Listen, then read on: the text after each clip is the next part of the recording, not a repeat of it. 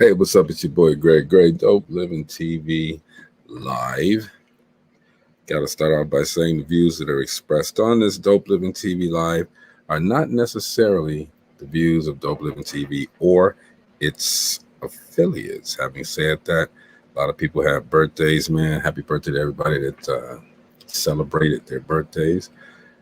It's always good to have that trip around the sun.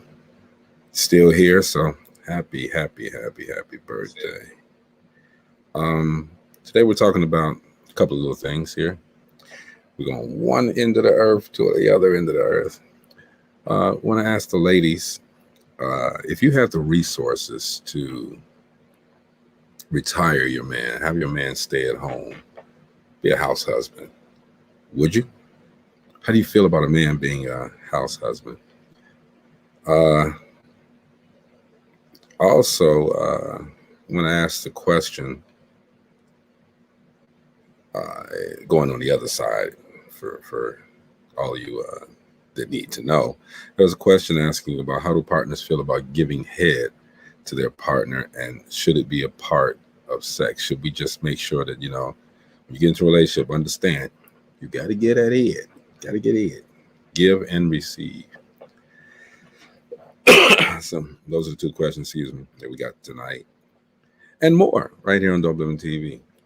So let's get to the first part. House husbands. Kevin Hart did a parody on the Housewives series, the Real House Husbands of Atlanta. Very funny, okay, but I don't think it truly encompassed what it means to be a house husband. And I think in the connotation that we're talking about, a house husband means the woman goes to work and the man stays home and takes care of the kids and takes care of the house and takes care of the groceries and the cleaning and the cooking and the cleaning.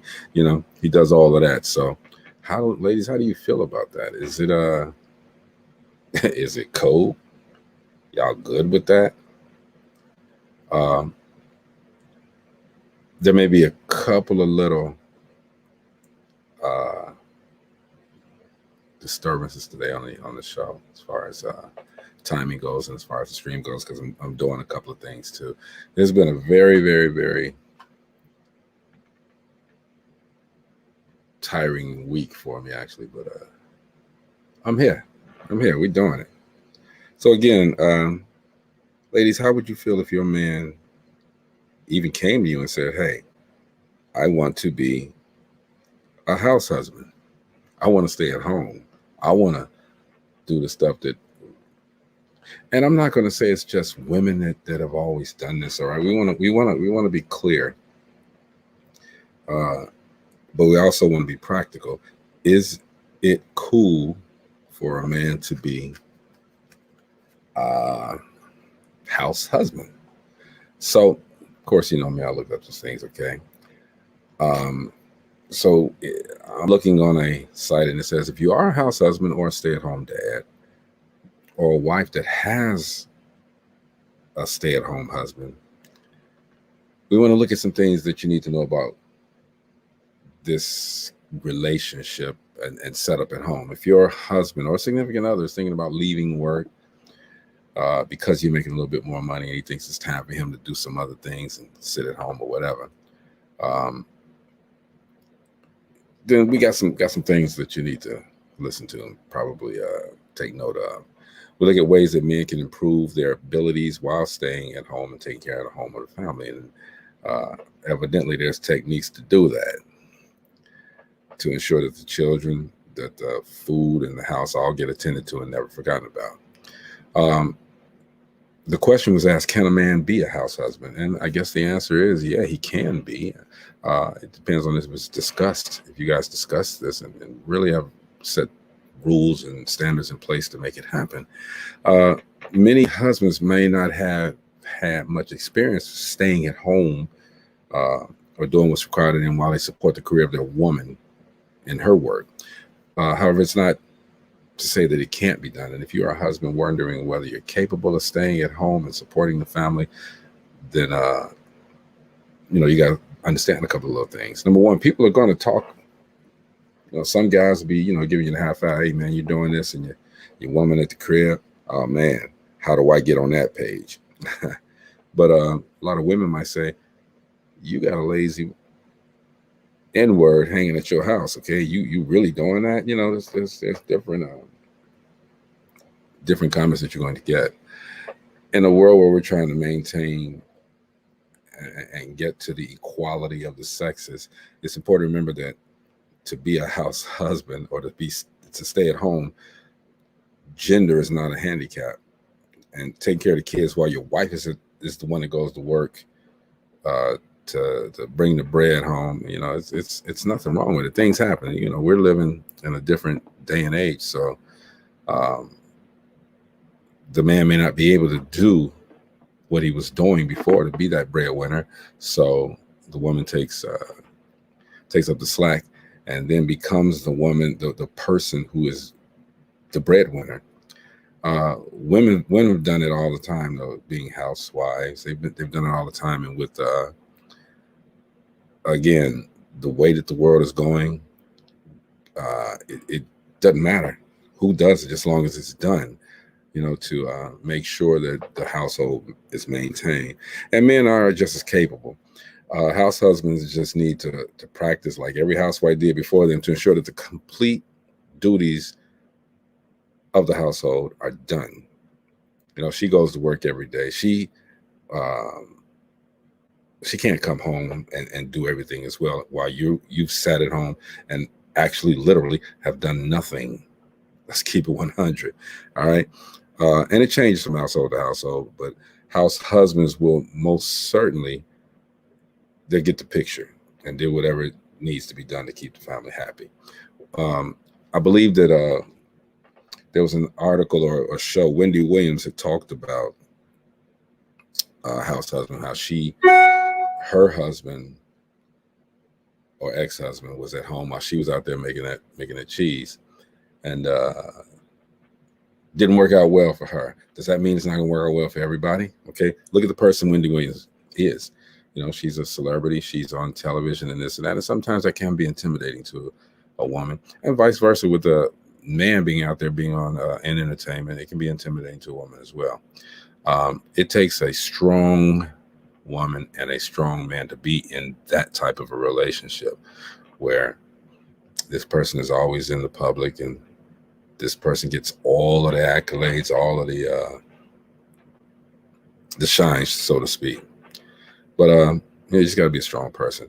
Anyway, one of the great things about having a husband who stays at home, women, and looks after the children in the house is that they tend to have a different skill set to women. It makes them appreciate a woman much, much more. And I think that should be celebrated. You got to play to their strengths, though.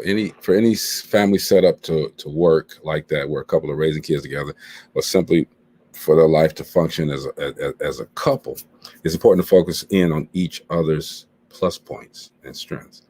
The men will have different skills to women when it comes to running a household that has children in it or otherwise. Bearing this in mind, ensure that your leverage, and I'm reading this, that you leverage those strengths to make the most of having men at home.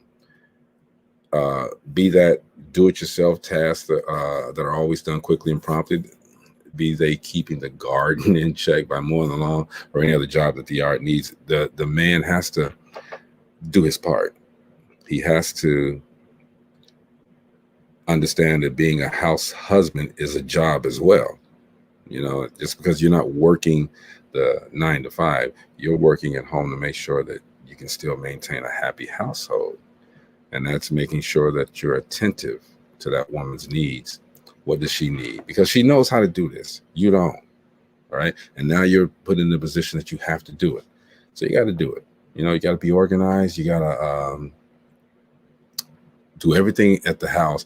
But the other part about that is a lot of men miss is that you got to put the woman on the list as well. You got to make it impossible to forget that she's actually making a sacrifice as well by taking the reverse role as being the breadwinner. So there's a lot that goes on with that, and we got to keep that in mind. So having all of that said, women, can you be a breadwinner to that man that's staying at home? And a lot of people, now I'm gonna tell you, a long time ago, I used to get real jealous of because I've always been a worker. That's what I've done. Take care of yours, take care of your people. But and I'm gonna say, coming from Gary, Indiana, I used to go and visit Harvey, Illinois, a long time ago, and I would see all of these beautiful black women going to work, and these guys dressed to the nines, the hair all done, the cut up, beards cut up real nice and this and that, and they staying at home. They're at home playing on their women. They're at home playing video games. Woman comes home, nothing's done, but the women aren't saying anything either. So they're making it easy for the man. They were at the time making it easy for that man to just do whatever the hell he wants to do with no problems. So I'm like, I was jealous. I wanted to get me a Harvey woman that would do that stuff. I was still going to work, but to know that she was going to get out there and handle that business, do that, cool. A double income family at that time? Come on, man. But, again, some people allow it, some people don't. Me, I've always been a worker. My father has always taught us to take care of our own. So that's what we do. So that was just something that I thought I'd throw in. And, man, it's something to think about. Hey, we never got an opportunity to really. Please, won't you be my neighbor? Subscribe, great, DopelivenTV. Got a lot of stuff going on. We never got a chance to talk about really everything with that Bill Cosby situation, and hopefully some of the people who come on tonight and talk about it. We and me and I would ask a question, and I'll ask anybody this question. So Bill Cosby released. He's been released. He's at home. He's chilling, doing his thing. All right. You got other people. Harvey Weinstein is in jail for similar charges. You got R. Kelly in jail for similar but way different charges. Question: would you still watch Cosby's movies, shows? Would you still watch Harvey Weinstein's movies? Are you still listening to Step in the Name of Love, R. Kelly's music? And just because you listen to the music, does that mean that you're supporting that this person has done or allegedly done something wrong? No. I think that, honestly, that we like what we like as far as the music, as far as the entertainment value of some of the programs. We like what we like. And look, I'm not a fan of what allegedly any of these people have done. I'm not a fan of of what any of these people have allegedly done. But, you all cannot front and say that some babies wasn't made off R. Kelly music, that R. Kelly's music is not good music. You can't say that you did not enjoy the 6 or 7 years of the Cosby Show, Heathcliff Huxtable raising his kids. We're not here to judge. We don't know what happened in the background. We never will. Just because you've gone to court. Now, look, you've gone to court. You've been tried by a jury of your peers. I mean, I've never understood that, because even though I'm tried from a jury of my peers, you still don't know the absolute positively truth. It's your word against my word. Now, some of this stuff is just so obvious because your stuff is out there in the street. People, stop trying to be these media hogs, okay? Stop putting your face on Facebook all the time. At some point, people are going to, number one, you're putting all your business out there. Number two, people are going to start laughing at you. You every 5 minutes you out there and posing up on Facebook and this and that. people are going, you know, yeah, they'll do it. They'll say, yeah, it's cool, but people are laughing at you. You know, I want to, and this I know for a fact. All right, if you're just on social media, yeah, I'm jumping from subject to subject. Something you can tell my people get here. If you're on social media all the time, posting your pictures, oh yeah, I'm this place, I'm that place. Look at me, look at this, look at that. Okay, aren't I beautiful? Aren't I handsome? People get tired of seeing you on there. Give it a break sometime. There's a good friend of mine who's a newscaster in Atlanta. Um, she posts a lot of stuff about what's going on set with her, on and things that are happening around. She posts a couple of pictures of herself because she's had a nice little weight loss, but then she takes a break. She takes a break at the beginning of the year and takes a break in the midpoint of the year. So people let people miss you. That's how you look. Let me tell you how. Let me give you some social media 101. You want to boost your ratings. You want to get your likes up. Let people miss you sometime. If you've already put it out there, what you do and who you are and everything, your following is already there. But you can overkill it by always being posing up and always doing all of that stuff. That's overkill. Don't pose up. Get your platform like this and talk about it. All right. But don't just keep posing up, man. All of that posing up and just sitting there on Facebook and wanting people to react to what you put out there. To me, that's real needy. Okay. And I don't think a lot of people need to see that. Let people miss you sometime.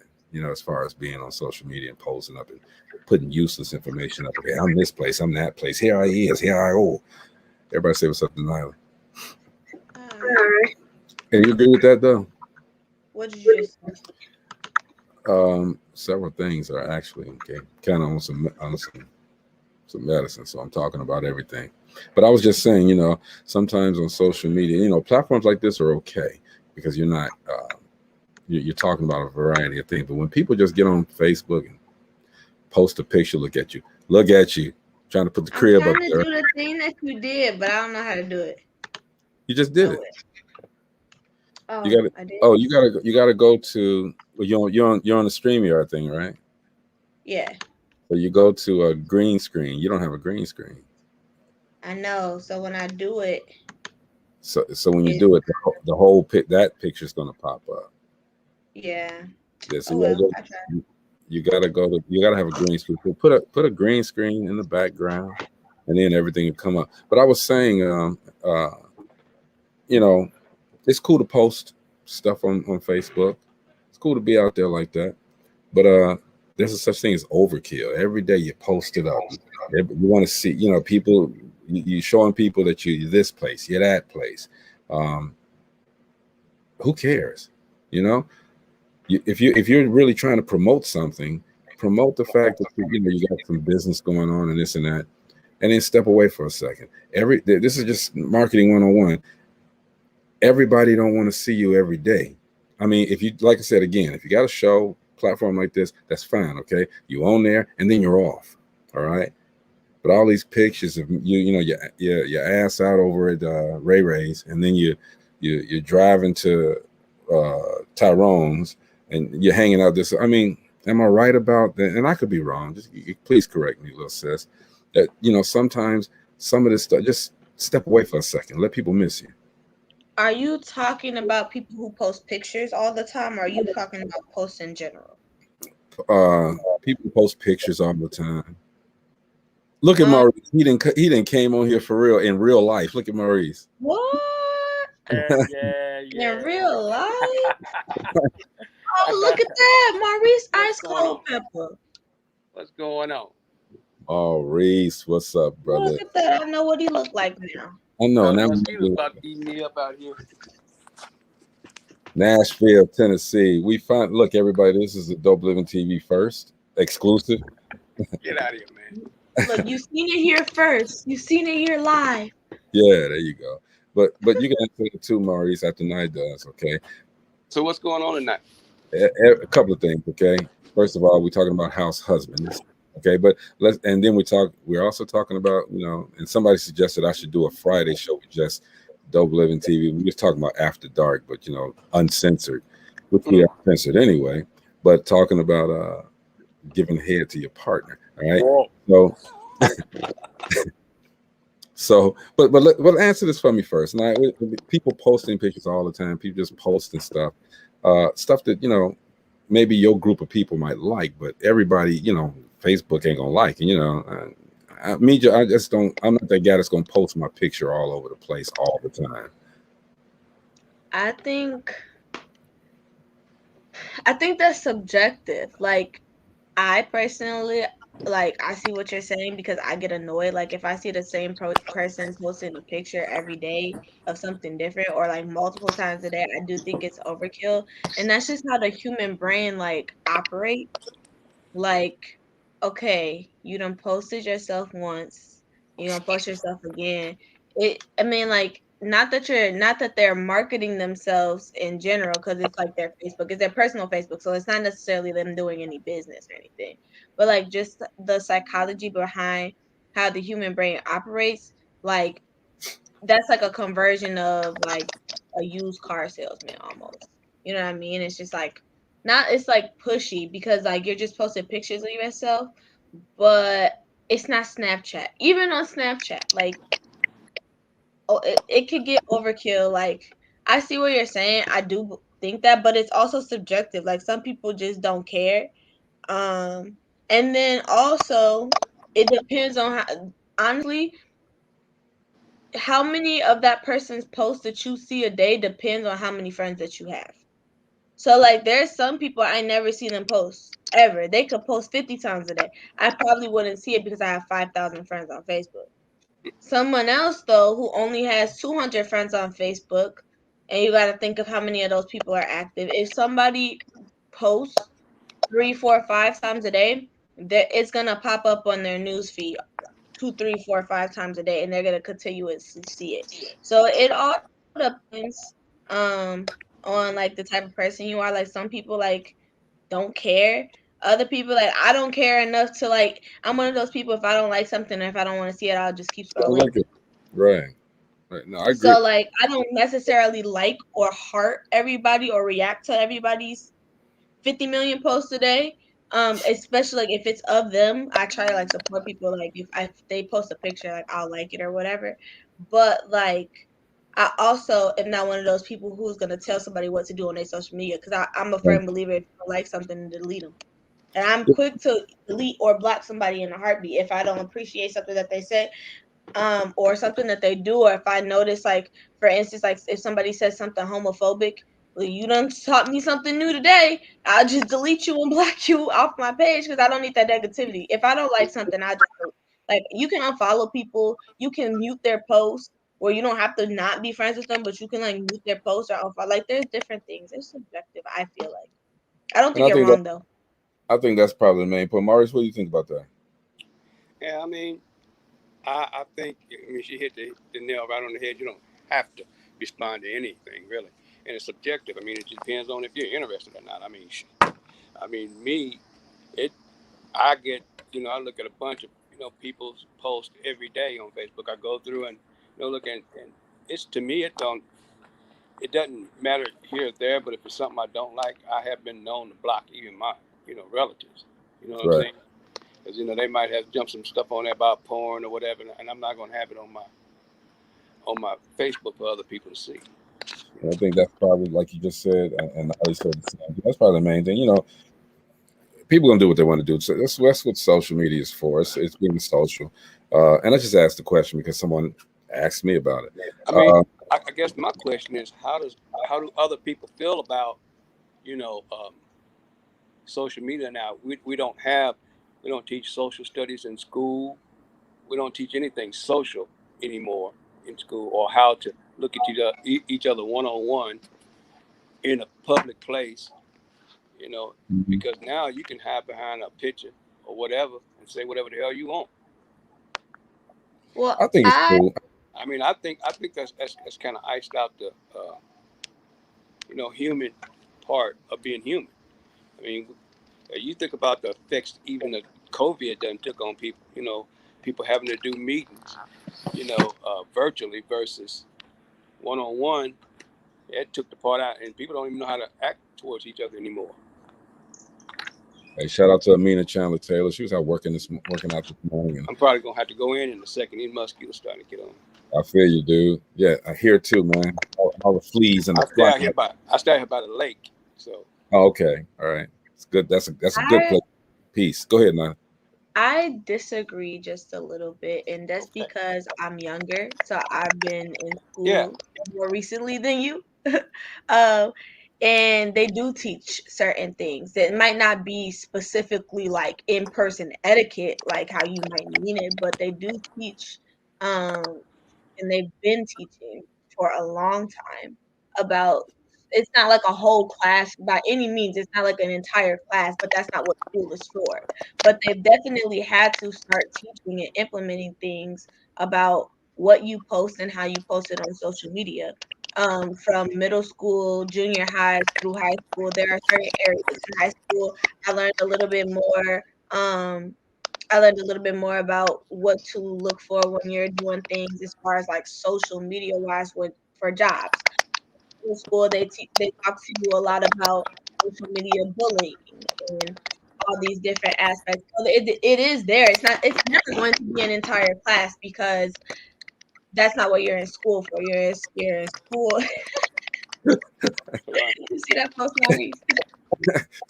See, Maurice, everybody wanted to know what Maurice. That's Maurice. There he is. Yeah, now we know what he looked like. But it's just a little whiter down here. That's all. It's all good. But yeah, it's never gonna be an entire class because that's not what you're in school for. You're in school to learn your general education. But they do, and they do talk about it because they have to talk about it because you have things like social media bullying, cyberbullying, and you have things where people can hide behind screens, and people don't too much at this point don't too much get bullied in school. Really, I mean they do, but not like how it was when you. I have a question. Is that me with that mic thing, or is it somebody else? Absolutely you? Yeah. Why Yeah, is it doing that? I don't know what you're doing, but the other day was like that.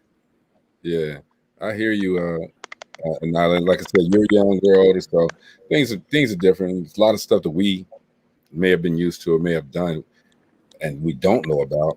It's probably happening with your stuff. Oh, now they're getting ready to say, "No, Maurice, it wasn't her. It's you." I'm not talking that, and it's clicking. You clicking? Yeah, I know. That's I not me. don't know.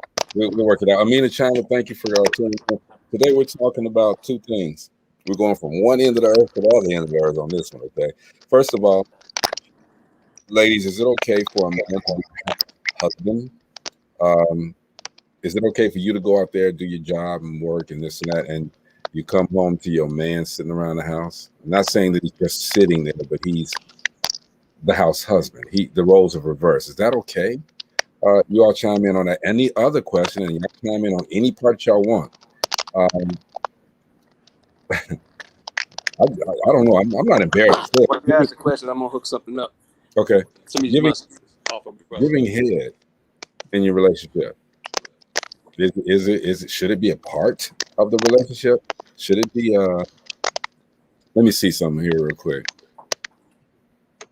It's not me because I muted myself. Yeah, it is on Maurice's side, okay. But it's probably because he's outside. Yeah, it could be because he's outside. But could that be is that a prerequisite? Now, somebody, let me get in here real quick. Somebody has said, why are we asking that question?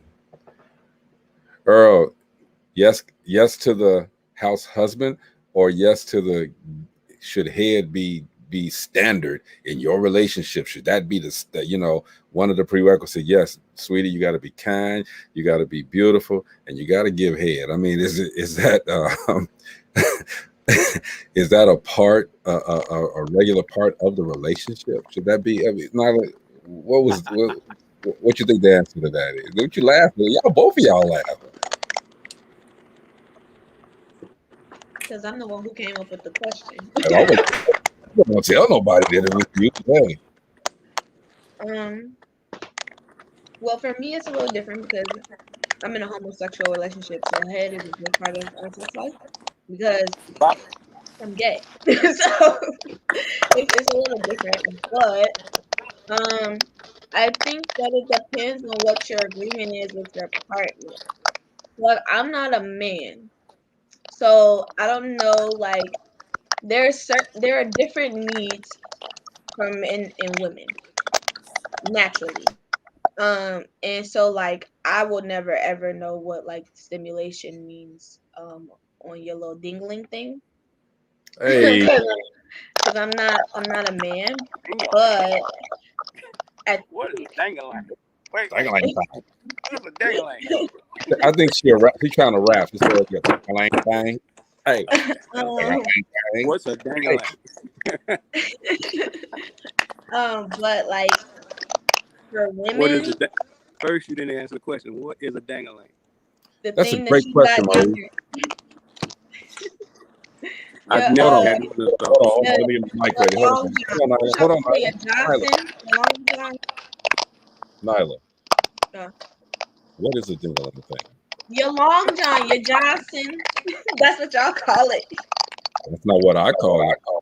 Okay, nobody asking you about you calling it Big Daddy or something like that. Sexy chocolate. Like, ain't nobody ask you about all that. Go ahead. No, for women, we get stimulated in multiple ways. So, like, for us, head is different because for women, we have multiple things that go on down there. Like, external and internal. So like for women, Hey, most women, Maurice, log off and then log back on. You making that? Yours is the one that's doing that. That's not me. Yeah. Is it Nyla? it's Maurice because when he mutes his mic, it stops. I muted. I was muted to see if it was me. Yeah. Try to log off and log back on, bro. All right. For women, they get stimulated in different ways. So like a lot of women may not orgasm off of penetration, but they'll orgasm off of stimulation from their clitoris, which is external. So there's a lot of different things for women, and I think that determines. I mean, you have to. I mean, you got to know your partner. Like, I feel like that's subjective, and you have to know who your partner Okay. is. And that's cool. Hey, and like I said, I'm mixing up these conversations. Okay. Earl Davis said, because if a man loses his job and goes home, the woman said, what you going to do next? And you need to get up and look for a job. All right. The woman Oh, loses her job. The man said, I got you. Don't worry about it. We'll work it out. Why is that though? that's not true. It He must is. have had a lot of bad experiences with women because not everybody is like that. No, he's not saying everybody, but he's just saying, generally you do hear that if a man is sitting at the house, lost his job and this and that, he's got to be the house husband, but the woman still makes him feel emasculated. She comes at him different, Everybody So then saying flip it. What about? Oh, hi Gina. Hey, So what about if you flip it? What about if you say all the women that stayed with a man while he was down and while he was struggling, and then when he got up, he ended up leaving or not letting her pursue her dreams? What if you flip it? Because that happens all the time. Okay, Women will stay down for somebody who's broke, or they'll provide for them, or they'll let them sleep on the couch, whatever the case, while he's chasing his dreams, and then when he gets up, then it's a problem. So it goes both ways. it does. But what if while he's lost his job and sitting around and this and that woman is letting him sleep on his couch, whatever, they're cohabitating, but then the woman is always in his ear, this never would have happened if this had, and you need to get up and do this and get to do it. It's not, a job is not just going to knock on the door and fall in your lap. Okay. It's not going to happen. So this man now is feeling like, okay, my situation, but Understand. You said you understood. Okay. So 3 months went by. I don't have that job that I want. Okay. I'm trying. That's what a man says. I'm trying. You said a main thing. You don't have the job that you want. And I've seen this literally firsthand. So I'll tell you a little story. So I had an ex, and their parents were not together. Her parents were not together. But her dad needed a place to stay. He got his car repossessed, which like really affected the mom anyway because she co-signed. Mm-hmm. But all this stuff was happening. Like he didn't have a regular job. And she let him stay on her couch, and he was not working. But he had this thing on his record from when he was young, like 18 or whatever, and he Okay. had something on his record that he was trying to get expunged. So he couldn't get certain jobs. But like before, when he had the car, he was driving Uber. Like he would drive her, like her granddad has a company where he does like, I don't know, like parts or whatever, trucking, like trucking or whatever. He would try to give him jobs, but he was just so like hard headed. And then when it like pushed him to shove, like get a job, he was like, "That's not the job I want." Like he wanted to. And it's a problem with a lot of people. Like if it's not a job that they want, and like at some point you have to kind of humble yourself and be like, okay, at this point, I'm not getting the stuff that I want right now. I have to get something to bring in income.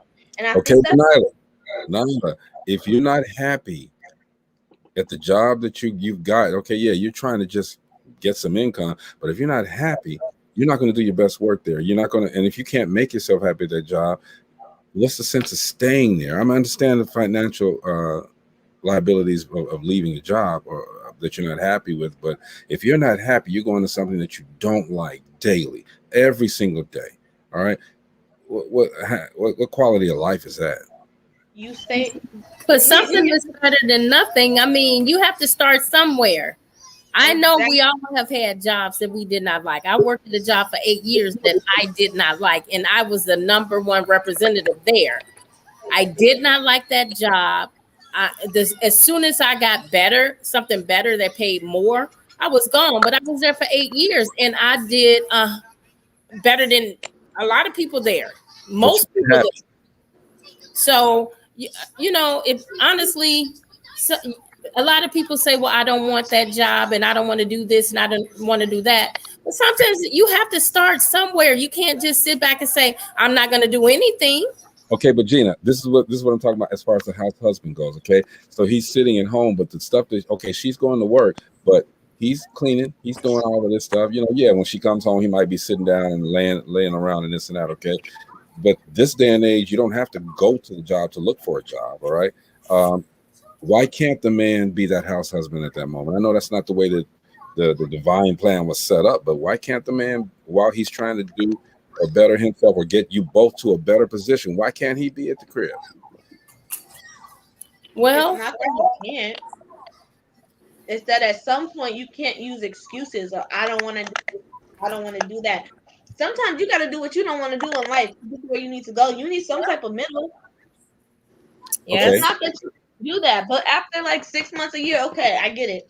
The job market is competitive, especially if you don't have certain qualifications. You might have been grandfathered in, the company might have downsized, and the job that you had, you might have gotten when you were younger or whatever, where they didn't have certain things like HR. A lot of people got into HR before you needed an HR degree. Whatever the case may be, the company merged, it did something, you got let go. Cool. But you cannot utilize that excuse forever. Because you are accountable to negativity. You call it an excuse, sweetheart, but it's a reality. Jobs. You got laid off. You're at the house. You're cleaning. You're cooking. Kids are looking good. They're going to school. Everything is good. Okay, but nowadays you like go, Murray.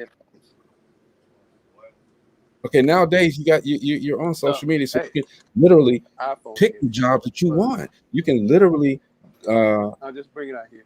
You can literally go through every single aspect of the job while you're reading it. Okay, not saying that still would be the job that you want, but you can pick and choose that job. Then you have to wait on that job to respond. All right, it's been simple.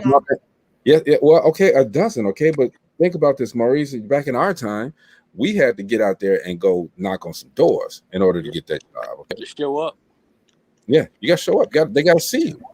But you answered your own question. I understand we're talking about two different, basically, generations, a couple of generations apart even.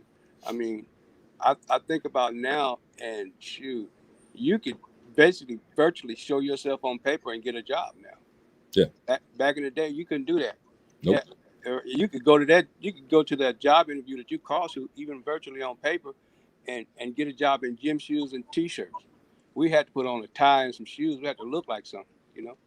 Okay, well that's not true.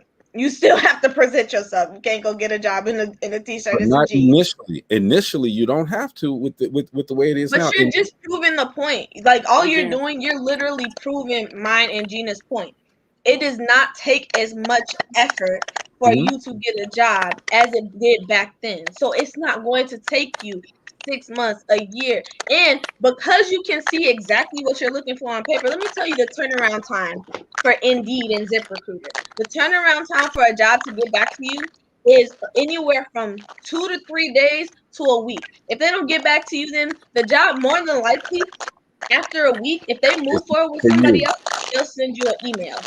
They will tell you, unfortunately, at this time, we have moved forward with a different candidate. Okay, but that's what I'm saying. Now you're answering my question, okay? Because now you can turn around, cool. But when they send that back, you got all of these qualifications. They send it back to you, and they say, "Well, hey, you're not qualified." Then you're still in that waiting game. You're still in that waiting game. So it's not going to something else. You keep talking about stuff that you want to do. Choose something else. But it's okay for a little while, Greg. It's okay because some people do fall on their luck, whether it's the man or the woman. And I feel like if that's the case, a lot of people lost their jobs during the pandemic. If that's the case, then yeah, I would be there. But after a while, it's like, okay, this has been too long. You need to get up off your butt and do a little, if you need to show your face instead of looking through the computer. Maybe you need to go in and do an interview.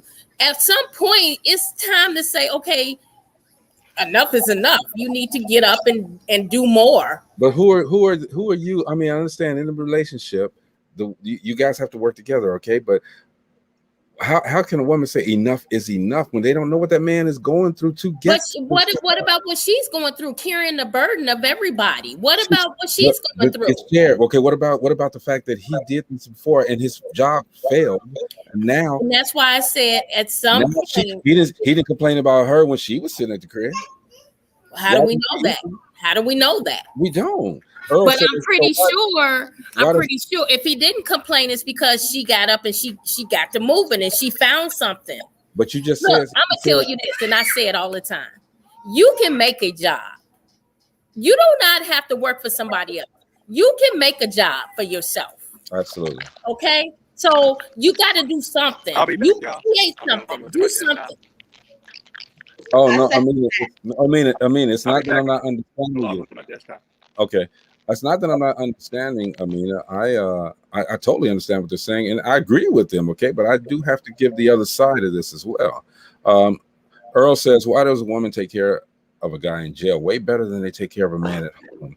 Every weekend it'll be 99%. That ain't none of us." Yeah, right. I can't answer that. Hey, y'all, look, I'm not talking about y'all. We are here to give the word, okay? It's in general. Every weekend, it'll be 99% at the jail putting money on the books for men locked up. And everybody that's watching, hey, look, this is Gina, this is Nyla. We don't have all the answers and we're not giving you the answers that you want to hear, but all the time either, okay? But we're just giving our opinions, all right? And when I'm asking these questions and given the difference of opinion, that's just what we do. We agree to disagree with everyone and we talk about it, all right? So it's not that, and Amina, I do understand exactly, okay? But I'm trying to get the other side out is that even though this man lost his job, he's at home, okay? And you guys gave you and Gina both create a job, make a job, you know. And you know, we say, and Gina, we say this all the time, all right? Find something that you're good at and make that a living, you know. That way you can be happy at what you're doing because it's something that you created. I do understand that, most definitely. But I'm just saying, I love you so much, Amina. You know I do. But I'm just saying that what if that, you know, and Nyla, you said it correctly, 3 to 5 minutes. Welcome back, the Maurice the meme. 3 to 5 minutes, 3 to 5 days, you get a response, all right? But you know, if you get your response is that you're not, we're going to move on with the process. That still puts a different thing in this man in this person's. I'm not going to just say man in this person's head. Okay, but we're talking husbands. Okay, people that are staying at home. Okay, can you women accept that? Let me tell you something. I got laid off during COVID, and before I got laid off, I worked at a job. Before the job I had, I used to work for a rental car company. I was a branch manager. Before that, I worked for a mortgage company. It was cool at first. We needed the money. I hated it. We had just recently went from basically being homeless, living in our car. Well, we ended up staying with my parents until it was time for us to move in from my move into our apartment. But before that, we didn't have nowhere to go. We was like house hopping and everything. And I stayed at the job because we needed the money. I get what you're saying because Sage was at a job. I mean, we had long days. We had both worked at the same place, but she ended up staying at that place when I went to the mortgage company, and she hated it. Like, she hated it to the point where she had like a nervous breakdown, and Wow. she had to leave. Like, they paid for her to get an Uber back home because she hated it. So I did not make her stay at that job because, like, why would I do that? But I had an income, but she got another job, and then I hated my job, and I was literally like, I was itching. Like, as soon as my shift started, I itched. But I stayed there until I found something better. And then when I lost my job during the pandemic, we were both at home for all that time. And yes, I was searching and I was applying for things that I knew I was qualified for, but there's also 25 million people in the world, in the United States, that's applying for the same job. And Right. I'm also applying for stuff that I wanted. I wanted to work from home. I'm applying for things. But then finally, we ran out of savings, and I had to finally just get something. And then that's the job that I went through, that all that harassment, and then I couldn't do it anymore, and I was trying to get something else. So you know what I did? I made a job. I decided to go drive Grubhub. It was something. It was anything. It was something that was gonna get me until I could. The job that I was going to start, they had some type of budget cuts with a client or something, and I couldn't start the job after I already quit. But I wasn't gonna stay there. So I decided to drive Grubhub, and I hated it because it was winter time and it was raining, and I knew my potential, and I'm driving around. I mean, and Sage is in the car with me, but I did something because I had already sat on my butt, and that's cool and everything. And we had a conversation. That's great and everything. And she's bringing in money.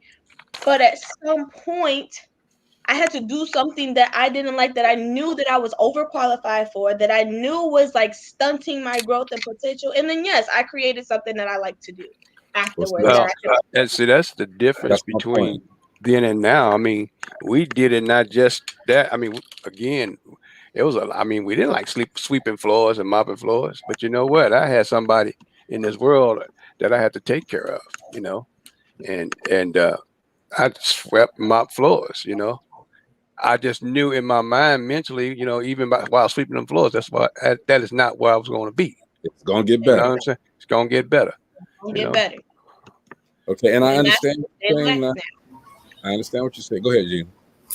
Yeah, you know what? I really think women have more of a hustle than men do anyway.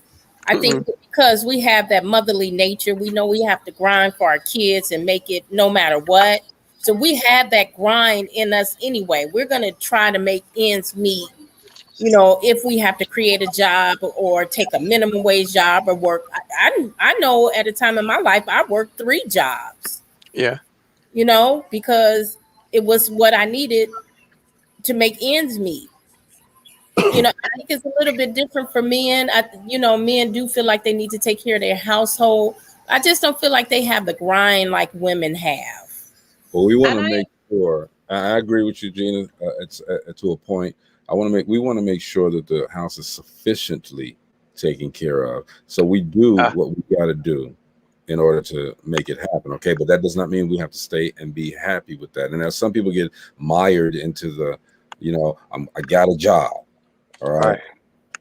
But is that job sufficiently taking care of you and your family? Who wants to live paycheck to paycheck? I got to do something else. Now, if there's a point, that's why some men may wait and say, well, hey, this isn't going to do enough. Yes, to y'all point, something is better than nothing. I agree totally. Okay.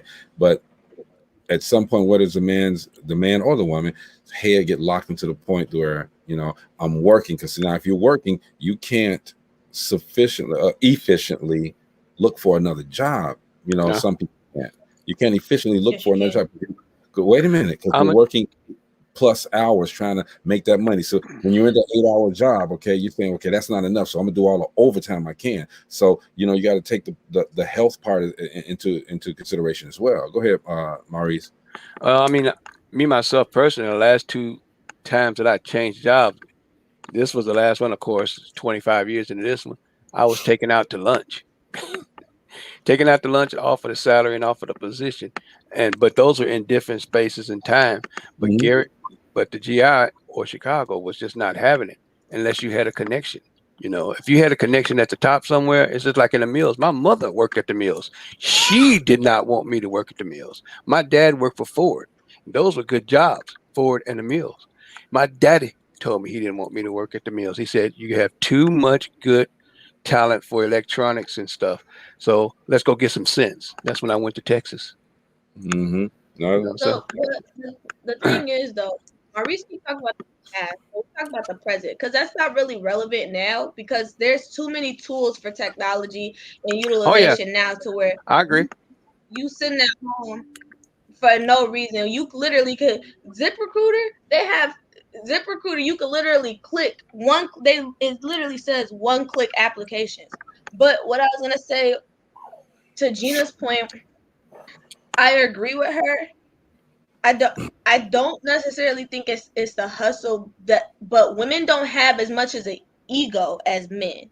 Like women won't, like men have a very difficult time putting aside their pride to do something because they're like, I better than this, or like how you're saying it's sufficient. Like it's not about that. It's about women are more hustlers in the sense that like, whether it's sufficient or not, I need to get some money because I need to put food on the table, because I need to take care of bills, versus men are like, if it's going to hurt my ego, and not directly like saying those words, but men have more pride. It's more difficult for men to put their pride aside because I'm worth this, and that's just how you guys are wired. So I think that's what she means. How do you say that? Everybody say hello.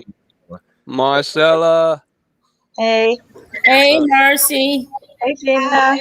So you took the Mo memes today, the Maurice meme. You just pulled the picture off. you did the same thing I did. No picture. Yeah, there's a reason for that. Well, it used to be usually it's a reason for me. It's just my grandbabies, but my son just took them out of here. My granddaughter's iPad is in here, so she probably sitting over there butt ass naked, man. That's why she don't want to put it. Leave me alone, Greg. You don't know what I'm doing. Mind your business. Mind your business. God. Can I jump in? Yeah, go ahead. Okay, so are we talking about the men? You taking care of your man without a job or something like that? Why do people say you're taking care of the man? Okay. Well, I mean, what do you? Is it okay? Okay. Yeah. So I think we got on this last week because of Tabitha Brown and her husband Chance. That's correct. And I think that's a little bit different than what I'm hearing, because like I told you, I just came in here. I think that's a little bit different than what we're actually talking about now on the show. That was something. Okay, I'm very old fashioned. My thing is, if I've been in this relationship for a long time, and if something happened, because sometimes things happen. And if it's a true loving relationship, sometimes one have to kind of usurp the other a little bit. So if it depends on for me, it depends on why the man is not working. Let's say if he was laid off, there's a lot of things going on now in, with jobs. If he was laid off and we've been in a relationship for a long time, I'm okay for a minute, depending on, and like I said, depends on why. One example, dating someone, we were going to move in together. We were both working. Mm-hmm. In less than 6 months, he was fired 3 times. Dang. Yeah. And I had to hurry up and put like You fired too. So you fired him too, didn't you? You yeah. 4 fired. times he was fired. Yeah. Not 3. Yeah. Yeah. But the thing was, it was silly, stupid stuff. And as a grown man, as far as I was concerned, no. Well, I mean, If you have to know the person as well too. Just like yeah, that yeah. you know. Like my wife Mhm. knows if I done snapped or something, she knows how. First of all, she started asking questions. How far did you go? You know, And and if it was my husband, that would be different. yeah. But I'm not gonna sit around if you just want to play video games and things like that. Oh no. If it's like Tabitha and her husband, that was an agreement that they made that, okay, I'm gonna work while you pursue your dreams. Hmm.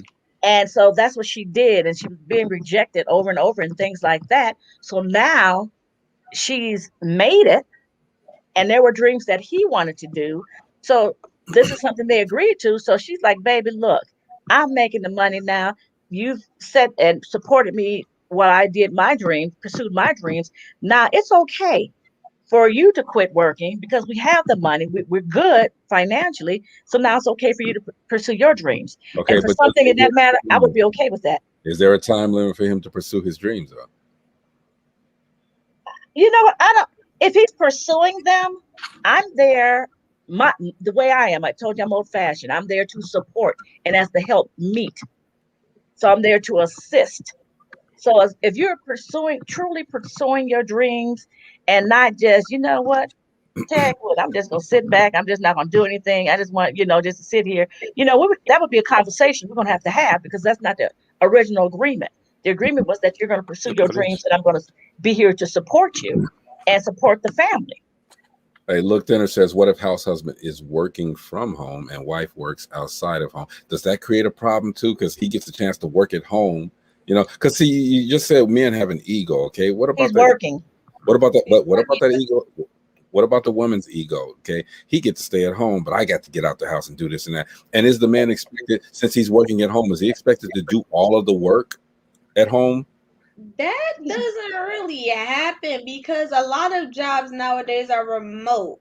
So like that has to do with the company's overhead costs. There's not really anybody like saying he get to work at home and I gotta go. Like that's not a thing. Like that's just something Right. you came up Y'all with. saying Yeah, that. he's still working. He's still working. That's Okay, not but, his okay, you point. both are working. You both are working. Both of you are working. And Look Dinner says, pursue equals movement with measurable results. Pursue equal movement with measurable results. But you're both working, okay? So notice the topic was about house husbands, okay? So he's working, you're working. He's working from home. Who's cleaning the house? Who's doing the cooking? Who's doing all? He's got to do all that too, right? Nobody said that. Okay, I'm asking. It's an equal household. That's however Being work fair. is work. It's how it just because he's there doesn't mean anything. I work from home too, but I'm busy because I'm working. He's still working. So however their house was divvied up before he was working from home, it's still going to be the same. However, they discuss Here's the how their thing. household is ran is still the same. He's still working and vice versa. I think we got on this topic really because of Earl's question. Earl's question was not, we weren't talking about Tabitha or anything. We got on here because Earl asked about if he lost his job and how come women are quick to put him down and emasculate him. But we weren't really talking about what we decided we were going to talk about last week. And what was that, Nyla? what Marcella just said about how, like, if it's different if he's pursuing his dreams, because him and Tabitha are like switching roles at this point. I understand. I mean, he looked in there, just like said like, or about a timeline or something like that, and that's very different because they were together for like 20 years before she's only been like popular the last 3 years, and really the past two. They've been married for like 23 years. So like he decided to hold her down. So if it take him 20 years to, I think one, they would be more than okay. And two, they made that agreement, like Marcella said, like it would be very different for their situation. She would be more than okay probably if it took her man 20 years to get his dreams. But the thing is, he never stopped doing his dreams. He just let hers be mainstream. He already had his nonprofit basketball organization. He already had his stuff started. It's just making it bigger and like pushing it forward how he wants to.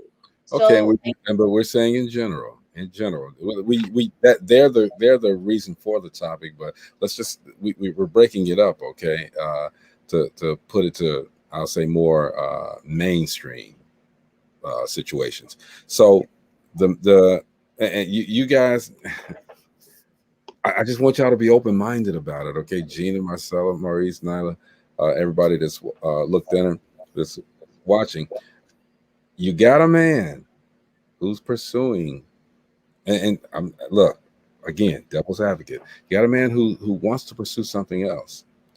Lost his job. He's at home. She's making all that. Okay, we'll even say that he's working from home, but it's a situation where we have to understand the roles, and y'all correct me if I'm wrong, understanding the roles of each and making sure that it's equal, it's discussed, and it's equal, okay? But even if it's discussed and you're saying that everything is cool at home, at some point it's going to get to and we can put Tabitha and the others back in there, because look at Wendy Williams' situation. All right, she did all that she could do, I guess, and we don't know everybody's personal situation, but her husband did what he did, okay? House husband, right? Cheated, right? Did his thing, right? And Wendy was the breadwinner. All right. So what do we do in order to try to balance all of that mess? You know what I'm saying? Is there a balance? Because yes, men have egos, but women have egos as well. All right. And if she's doing this for so long, let's put Tabitha back in there, okay? And her husband is now going to try to pursue his, okay? It's going to cost money. So that money that they got saved up, it's going to start dwindling if everything doesn't happen real soon. All right. She's still working. At what point does the woman start feeling some kind of way? Because in that situation, because the man has the funds are being depleted because he's trying to live his dream. It depends on the relationship, and it depends on their agreement. It depends on the relationship. I do know of a couple, and the issue with that was the man liked to spend a lot of money. So while pursuing his dream, also he wanted to showboat because some money was there. So the thing is, okay, I understand you're pursuing your dream. I'm there with you. I'm backing you, but you're dropping 10 grand like it's nothing. But then still there's no money coming in on your end. And it's not really having anything to do with your dreams that you're pursuing. Well, you're pursuing it, but you're still trying to showboat like you already are where you want to be. But you said you got my back. Pardon me? Yeah. But the thing is, now you're wasting and you're losing money. And like you just said, what happens then when the money is gone? What happens then when all the money is gone? Because we got money here, but when that's like Marie said, you have to know your partner and the mindset, financial mindset. You guys have to kind of be in agreement. So if I'm the one who's better at finances, let me handle the finances. But if I'm coming to you and saying, hey, babe, all these trips to Greece and Dubai, wherever you're trying to go, just a showboat to put on your website that this is where I'm at, and trying to make it seem like your company is more like than what you the one. is. Yeah, but but you're just wasting money, and really you're just going on extra vacations. Right. So I that's the mean, problem. Nana said the same thing just a second ago. Hmm. She fell into space where she needed to fall into space, and vice versa. Her mate fell in the place where she needed to fall in place. They Yep. both took up the slack. Like I said, they know each other. Like me and Yeah. my wife, we know each other. She gonna ask me how far I went. I'm gonna tell her how far I went. She's gonna say, "Well, babe, what do you think?" I say, "Well, I tell her the truth. If I went too far, and I think I went too far, I'm gonna tell her, hey, baby, I went deep in. I put both boots in, and this is the way it felt good. So and sometimes I might go overboard, but most of the time I don't go overboard to the point to where I don't think my job was in jeopardy. You know, And But you that's know the what you other said? You're also being honest in that relationship. The yeah, relationship I was talking about, that person was not being wasn't honest with right the things they were exactly. doing. That's why I said that. That's So why I that's a said, difference. yeah, that's thing. very Yeah. different. You got to be very straightforward. You know, The other and thing is you have to understand each other's like, so like not every couple shares finances. And hmm, not every couple is aware of finances. Like well, not you'd be in every trouble if you That's a don't. That's problem. for sure. Yeah, that's a some problem. people, some couples, only one, the man or the woman or whatever. Uh-uh. A lot of couples, some couples are old school where only one spouse. I So think that's that that. Hey, Suzette, you missed me Hey, Suzette. moving. I was moving earlier. You were moving. You were moving what? I was actually on the camera moving. I Had a saw his camera on face. me. So You got to see your face. Yeah. yeah, Shut up. yeah. I missed that. Man, I got two nickels. You I need to see missed it. that You again. missed it. Oh no. Doggone it. They made me hang up because my phone sounded like I was acting a donkey. So Yeah. And his phone sounded like it was still 4th of July. But go Yes, ahead. oh it man. is.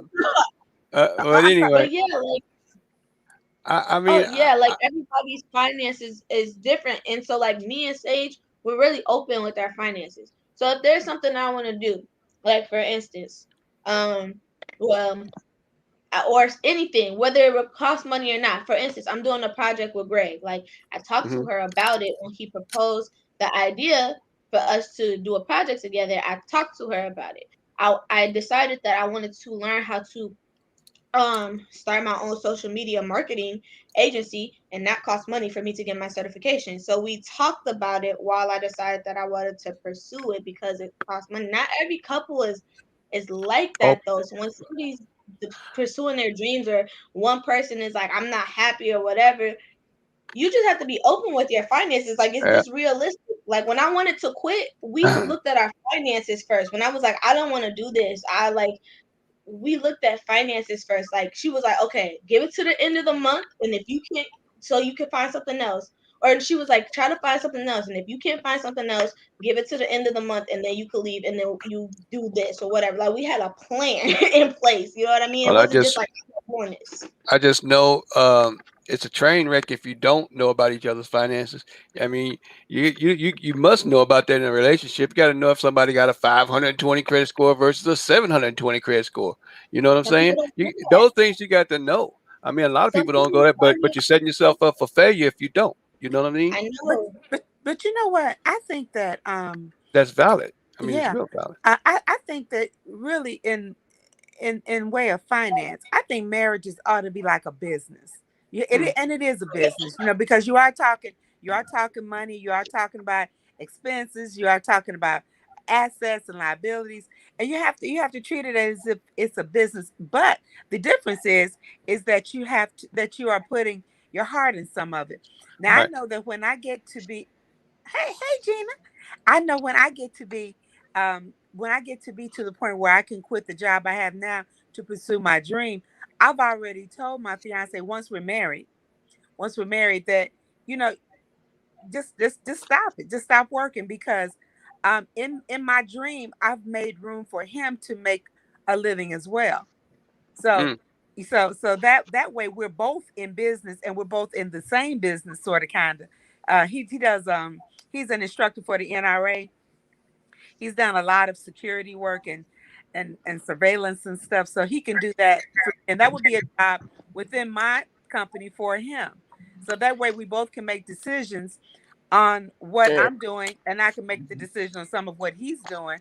You can make And a bunch of money in Tennessee. there you go. Yeah. Yeah, but isn't that basically controlling him? No, it's not. Like I said, it's a business. It's what I do is just as much when we're married. What I do is just as much his as it is mine. We're equal partners in this. And at Gotcha. some point, just like when you have to what's it gonna say? Just like when you have to when you have to make decisions, it's the same thing applies. You have to have we're gonna have to have some type of, what's the word I'm looking for? Um I have to have some type of Reciprocity. there you go. That one, or I was looking for it now, but that's good. That's good, Greg. I like Yeah, that. I tried. Yeah, but it can work. It can work. It can work, but everybody's Common got ground, baby. it can work, but everybody's got to know their angle. They got to know where their angles are. They got to know what they're contributing, and Right. they've got to know what's going on, so we all would know what's going on. And Now, that's the I tell other you something. thing. I tell you something else. I tell you something else. When I was in another relationship before for 23 years, um, I never do. I never understand how people. Well, I'd never done this before. This is what I did. A lot of people. I had heard a lot of older couples talk about. Well, I give her all the money, and then she just does what she want to do, and she'll give. Right. No, no. You can't do that no more. Right, right. I've done that before. I've done that before. I done it before. It wasn't Oh nothing I no. asked to do, but he asked me to do it because he felt like I was better with money than him. But what I did was this. He made a lot of money. He made a lot of money.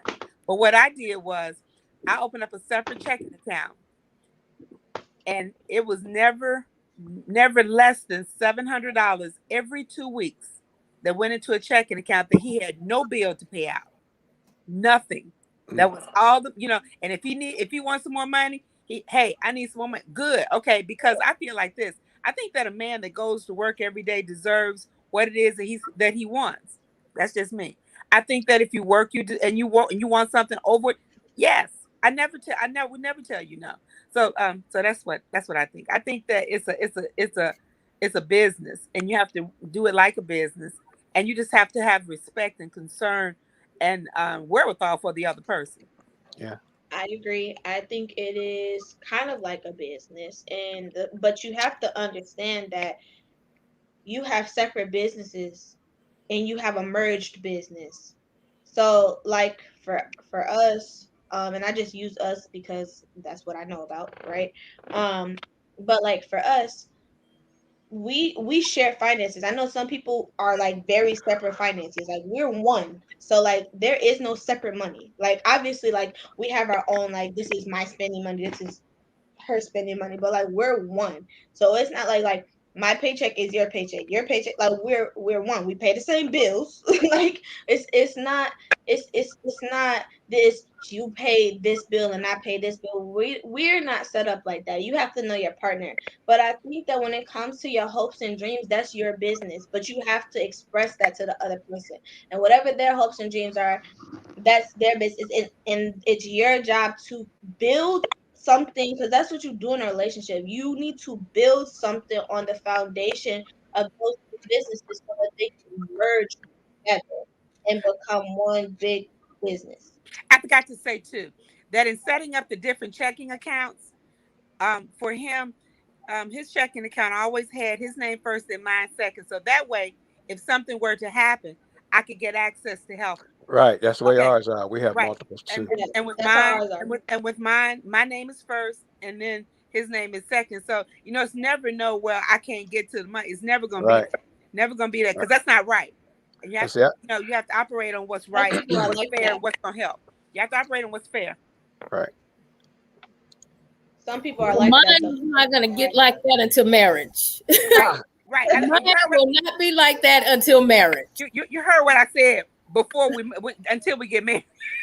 No, But see, no. everybody's different. You have to know your partner. So like me and Sage are different. We did that prior to, but we also know each other. Like you Communicated. gotta you have to know who you dealing with. You have Right. to know. I wouldn't have done that. Like with my, I like understand that. I don't even think it's about you have to know, because I think it's at some point you know that person, but I think that a lot of things come with marriage. That's just how I am. I'm very what's the word? Traditional. tradition. I don't feel like unless you're married, you should be mixing money like that. Right. Because when things happen, if things happen prior to being married, there's a lot of rights that that person don't have that a spouse would have. And so I don't believe in mingling money like that, where we got names on our accounts together until that actually we tied a knot. That's just Yeah, that was when the knot was tied, but that knot has been untied for like 7 years now. I tied the knot. I untied. Signed up. You know Dude you who signed drive up down your for. street. Huh? That's the dude who drive up and down your street still, Suzette. Who's driving up and down my Is that the street? same guy that you was talking about last week who still ride up and down the street checking on you? Yeah. Yeah. Yeah. He wasting that money, honey, on that gas. Honey, gas is almost $4 a gallon. He need to go ahead and pick it up. Yeah. But you know, I said, and I know that that's not happening now with him, because he's on some other stuff. So, and that's very costly. And so so I'm good where I'm at. But like I said, we've already made the plan about what we're gonna do when everything happens. So we planned for what we're gonna do. Me and my new boo. We planned on what we're gonna do. So I'm excited. My new boo. My new boo. New Yes, boo. I got a boo. I say that it depends, and you have to know the person, because I'll tell you one thing. When me and Sage were dating, I lost my car. It's not her car. I don't know how to drive. She's from New York. She has no idea how to drive. I lost my car. She put up, and her family put up so much money. I mean, we was down and out together. We was taking the bus. We was doing all type of stuff. I didn't have the car. Like I wasn't as educated then as I am now. We had to put up so much money to get the car back. That was not her responsibility. It was not her right. It was no. Go ahead. and she did, and she helped me anyway. And we went through that struggle. So when I say you have to know the person that you with, that's my road dog for life. Yeah, what? Because she didn't have to stay. Well, I believe that. I feel that if you're in a relationship like that, yeah, if somebody is down and out, the other person should be there for them. If you're talking about a serious relationship, that should be normal. I mean, right. That should be something. If you care about somebody, you don't want to see them. You want to help them. Worst thing you want to see is your the person that you love be down. I mean, and that's a precursor to getting married, because that's I won't say that's the practice, but that's the thing, because whoever it is not going to change from what they're doing when they date for what they do when they get married. It's not overnight anyway. Right, it's not going to. It might change a little bit, but not because the guy I'm with now, I will try my lashes off. I'm not even gonna talk about him, but he has done so much for me. He has. I'm telling y'all. I'm telling y'all. I would cry. I know. Look at these lashes. These some new ones today. I would cry these lashes off today, baby. I ain't no shame in my game when I talk about Mr. Ashford. Oh, right now, Mr. Ashford. Wait a minute. That's ASHFORD. Period. Ashford. But you know what? Back to the house husband thing. Most men, they don't want to be in that role. A lot of them feel like they are not being a stand-up person, a stand-up man, when they're home taking care of the house and they can't find a job. Most men feel really bad about it, and they really push hard to change the situation. Well, that's why you have to give them something. That's why you have to give them something to do. You have to give them something to do, some kind of way to make them feel his worth. Because men are naturally providers. And you have to give them something, or some kind of encouragement. Find out what his dream is and help him. And you gotta give him something to do. That's what I figured out with my Donnell. I know Donnell. I know what Donnell likes. Huh? Wow. I say you spelled out the last name. Now you can get it. Yes, honey. ASHFORD. Period. Go ahead. Are you just a little happy about that? Oh my God! And it's been 4 years. Go ahead. ASHFORD. Period. Come on now. That's right. But don't you forget it. Huh? Maurice, she Don't sounded like Fred saying SANFORD, period. It's Ashford, not Sanford. Ashford. ASHFORD, period.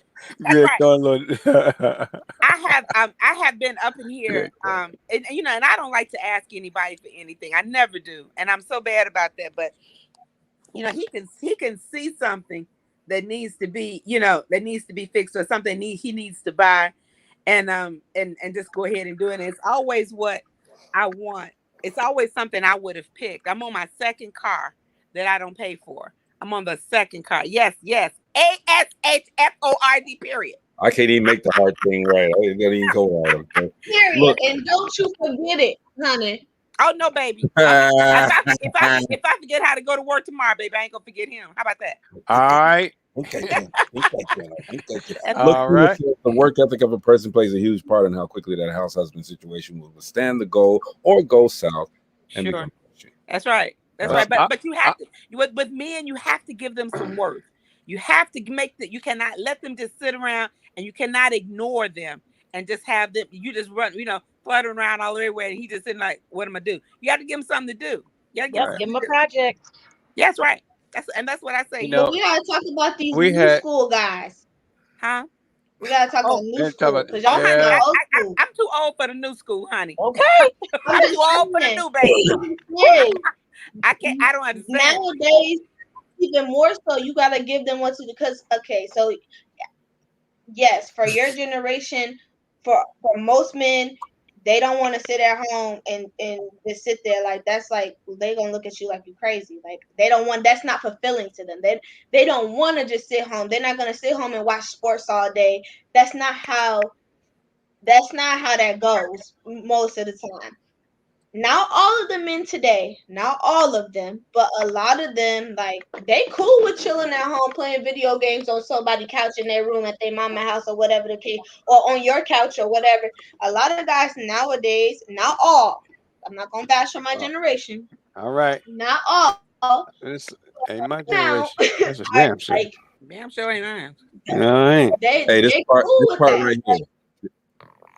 This part right there. Some men have a crazy grind. Yeah, it's for my generation, it's an either. Like, you're either gonna get, like, there's no in between. Like, for people in general, but specifically for guys, it's a very either or. Like, it's a very black and white for guys in my generation. Either they have a crazy grind where they got to be an entrepreneur and they're grinding, because my generation thinks a little bit differently. We don't like working for other people, so majority of them have this mindset, but it really goes either one way or the other. Either they have that mindset and they go crazy grinding and hustling, or it goes completely left. I don't want to work for somebody else, but they cool sitting on the couch playing video games all day. Like, it's not a gray area. It's one or the other for them. It's weird. Yeah, I mean, we do have to always recognize the old school way and the new school way too. Yes. Thank you, Nyla, for giving. Yeah, I don't know why they like that, but it's I'm I'm an old child, she jumped right in my face about that. You're old Negro, man. What are you talking about? We don't do it like that no more. You knew Harriet Tubman. You knew Harriet. Okay, listen. You got white hair on your chin. You know what? Nyla's absolutely right, because oh my gosh, I work with a lot of millennials. It's hard for me to manage. I'm telling you, because they feel like they always feel like they don't want to work from the bottom like we did. Work from the bottom and get to the top. Right. They want to come out at the top, and if they can't get at the top, they'll keep looking until they get to that place at the top where they want to be. She's absolutely right. I mean, the millenniums, man, I was pulling my hair out. I had a whole 12 of them on my team at one time, and it was like the hardest thing to manage because my mindset was so totally different from theirs. My mother says like herding chickens. Understand their work ethic at all. Yeah, and that's it's really. But one of the things that I do admire about millenniums, they will get out there and they are very inventive. They're very creative, and they will get out there and find a way to make that money. They will say, forget working for somebody, and they will get out there and make that money. However, if it's to create, something on a computer, that they will do it.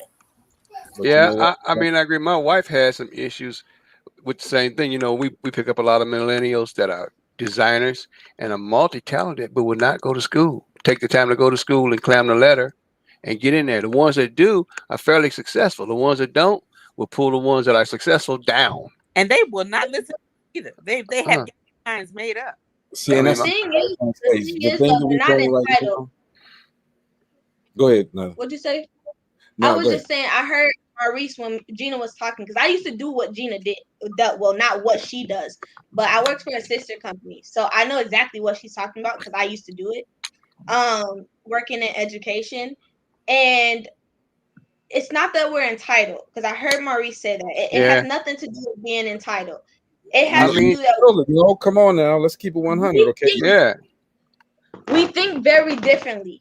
Like, it's okay for people of your generation, most of them, it's okay for y'all to go work at a job for 40 years and be okay with that. But for us, that's not okay. And the reason being is because you literally spending your life away. And we have a different mentality. Well, I mean, hold up. The job that I'm doing right now, I helped start this company. I said a lot of you. I got a lot. All of you.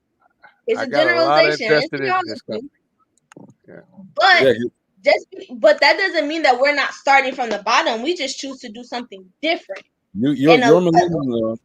Your people. I'm a millennial, so I'm breaking it down to you. It's not that we're entitled. I'm okay being a risk taker.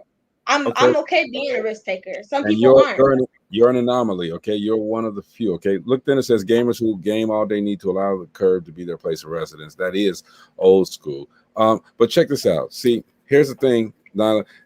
Everything you said, 100% true. Okay, I am not debating that. Only thing that I'm debating is that you guys may not be entitled, but you feel that you should be entitled. Okay, that's the point I was trying to get over. You guys do not want to do that grind, to that long grind to climb that ladder. You want to be at the top rung all the time. I'm not saying you particular. I'm saying your generation. You all want it already. Okay, if you can go out there, you can put that application in, and you get that job that you support, that you feel that you're okay. You want to be the president of the company, whatever. Okay, you can't do that. You guys have to understand that we came from. You said 40 years. No. All right, you guys have to understand that there's a process. Okay, now to look then as last comment, gamers who game all day need to allow the curb to be their place of residence. I said something at the beginning of the show when none of you guys were on about when I got that great job at the beginning. Being from Gary, Indiana, I was very proud to have that great job. But I started dating a girl that was in Harvey, Illinois, and in Harvey, Illinois, the women, they all got up in the morning, caught the train, went to Chicago to go to work. Okay, and the guys were beards all trimmed up real nice, hair is just the cuts crazy. Clothes were nice. Their women went out to work, and these guys stayed at home. All right, and the women aren't doing that for these dudes. Okay, that was back then. But you guys right now, and I just said that to Look Dinner's comment. But Nyla, let me tell you, you may not see it because you're a part of the generation. Okay, and you are a go-getter, but doesn't apply to you what we're talking about neither. I mean, you're able to create your own. That's great. Okay, but your people, your guys, your millennium, you guys want everything right now, and that to me, that's just annoying. It's very annoying to me. Okay, you want it right now. You know, if I can't do it, I'm gonna get it this way and then that's why a lot of these guys go to the street because they can't get it right now, so they're going to go get it, or don't want to take the steps to get it. I should say. Absolutely.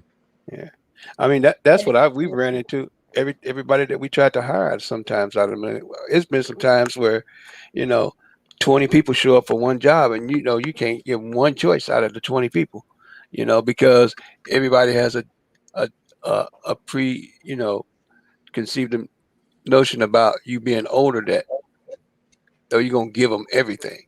Right. It's almost like a mama daddy kind of thing. No, you're gonna have to work for it. You know, and then I got a go-getter that's in Atlanta, and she took everything that my wife showed her how to do, and she's doing stuff in Atlanta as a fashion thing, you know, and she's willing to learn. She put herself through school, so I mean, that's a go-getter. You know, if she wants it, just like you know, Nyla, you're a go-getter. You knew what you had to do between you and your partner. You knew what you had to do. She knew what she had to do, and there were no ifs, ands, buts, or maybes. The support was there, the communication there, everything was open. So, you know, you guys did what you're supposed to do. That's correct. That's the way you're supposed to do stuff. You know, I agree, and but I that disagree with what that you guys are saying uh-oh. in Like I regards to said, it doesn't millennials. apply. It doesn't apply to I know all. it It doesn't doesn't apply apply. to me, so I'm not taking it personal because I know it doesn't apply It to me. doesn't apply to all millennials, like we said earlier. Just like you said earlier, it doesn't apply to all of my generation. You know, Yeah, no, but it's the I same. understand that part. I understand what you're saying, but the thing with schooling is there are certain jobs that you need to go to school for. There are other things that you don't need to. And a My lot of my dad used to is say the same thing. He used to say, I'm not gonna pay for you to go to school to be no psychiatrist or any other stuff like that. I'll pay for a doctor, I'll pay for, a lawyer, he'll pay for that stuff, but Yeah. you wasn't gonna pay for me to go be pro fisherman, some crap like that. He wasn't gonna pay for that. He just told me. No bowling tour. I do agree that a lot of us want things like I talk to people all the time and I ask them, and I think Gina can attest to this a little bit. We ask them, what age realistically? Well, this question didn't get asked the exact same way to Gina, but like, what age do you want to retire? And I get a lot of people who are around my age or like 50. early 30s. I've gotten people who told me like next year. Even if I got in older people, I got in people 40s and 50s who told me next year. And then that's not realistic. Like next year. And I'm not saying that they're a lot of them aren't like wanting instant gratification, but the entitlement thing is not necessarily the right term to use. What would you use?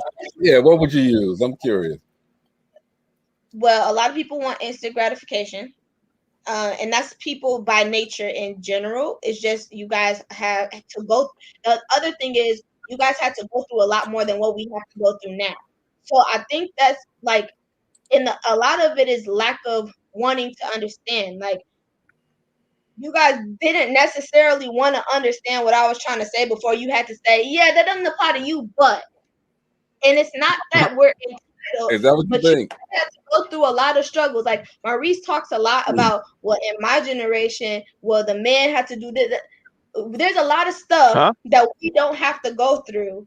Like as far as jobs, whatever the case may be, there's a lot of things that we don't have to go through. So because we don't have to go through, why would you choose to go through something like that? And that can translate into, I guess, your term of feeling. But why would I put myself through something that I don't have to go through? Like the idea is like, come on. The thing that's missing in everything that we're talking about, if you're talking about doing something, if you're talking about retiring, if you're talking about doing it, I don't hear the word planning nowhere.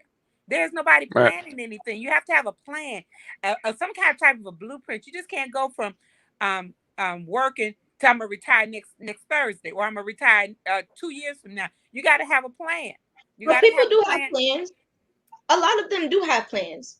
It might not be the most realistic plan. I'm not saying that by any means, but a lot of them do have plans, or they have something. Because I mean, my job is the plan working. That's the next thing. Is it a viable plan?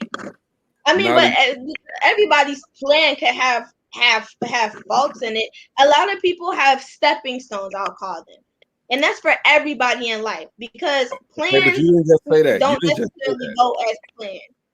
And you didn't just say that. Stepping stones, right? Like there's avenues. What'd you say? What you said, Nyla, what you said was basically, you knocked Maurice a little bit because of talking about old school, new school, this and that. Okay, but you guys do. and this is just an opinion, you guys do feel entitled, okay? And you guys don't want to take the steps. You don't want to take, you said, and you're saying, why should we have to take those steps when we don't have to? You do have to.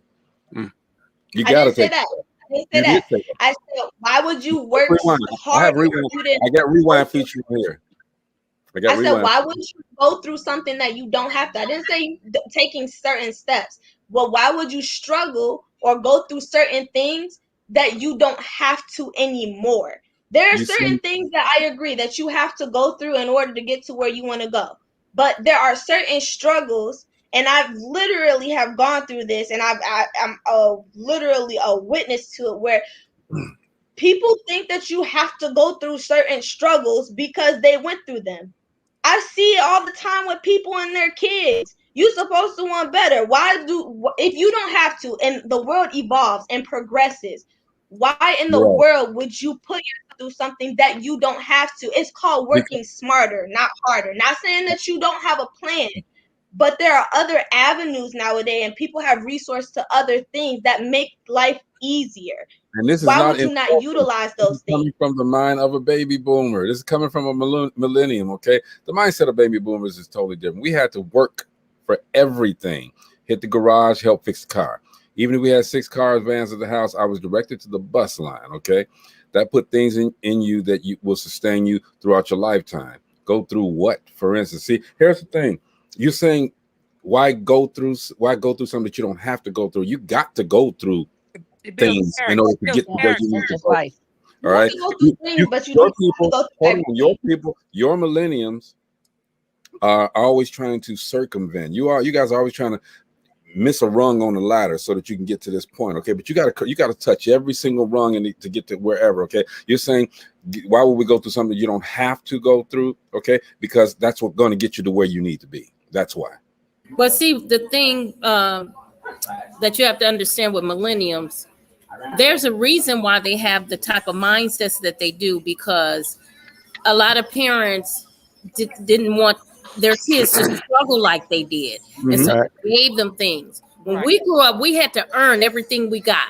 We had to earn a car. We had to earn everything. Whereas when the millenniums came about, the parents had worked so hard, they didn't want their children to work the way they did. So they Exactly. handed them things. And so they grew up with getting things handed to them. And so why they didn't know the struggle growing up. They didn't know the struggle That's growing up. So there's not a struggle that they should know as an adult, they feel like. When I was 2 weeks out of high school, I needed a car.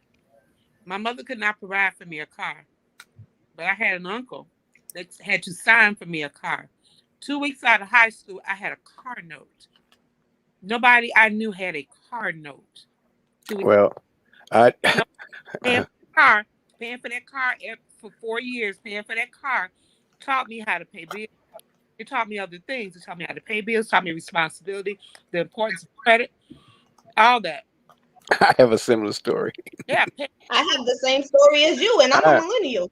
I have a I have similar the story, same except story. mine was more like, hey, you want that car? Just want I put my down payment down, and Daddy said, if you don't have a job by the time the first payment is due, you're not gonna have no car. well, I I had have the same story, So, except I didn't have so a co-signer. My grandma don't co-sign for nobody. She yeah, said absolutely not. I had no he co-signer. didn't I have sat in the dealership for 10 hours trying to get a car. he didn't have to 10 co-sign hours. for me. He just told me, that he ain't gonna mess around and your name my name and your last name are the same. Ain't gonna be none of that. You messing up my name. That was the big thing. So Look what look Thinner says. Not going through things sounds like a great get out of jail free free card. car. But I y'all are can't quit. missing my point. I That's the can't get it problem. because No, no, no, no. you I'm going not for a missing your mistake. point. You are No, You're you not missing the point. all 4 of you have missed my entire point and have literally do, jumped do me over do everything that I said. do You me guys a keep favor and saying summarize it for me real quick. all 5 of y'all, and I'm including Look Thinner. I never said that we shouldn't go through anything or that you didn't have to. Here's I what you said said. there are certain things that you don't, if you don't have to go through, you shouldn't go through. There are certain things. I didn't say everything, because everybody needs a little struggle, because that helps you with your work ethic and that helps you with build your character. That sounds like. But I'm gonna say something, Nyla, Mhm. because you are not a 100% millennium. I know your parents. You are not a 100% millennium because your parents made you work for things, and they didn't hand you things. And so, He's not just talking even though about my her. daughter is the same age as you, even though she's a millennium, she's not your typical millennium because my daughter started from the bottom and moved up.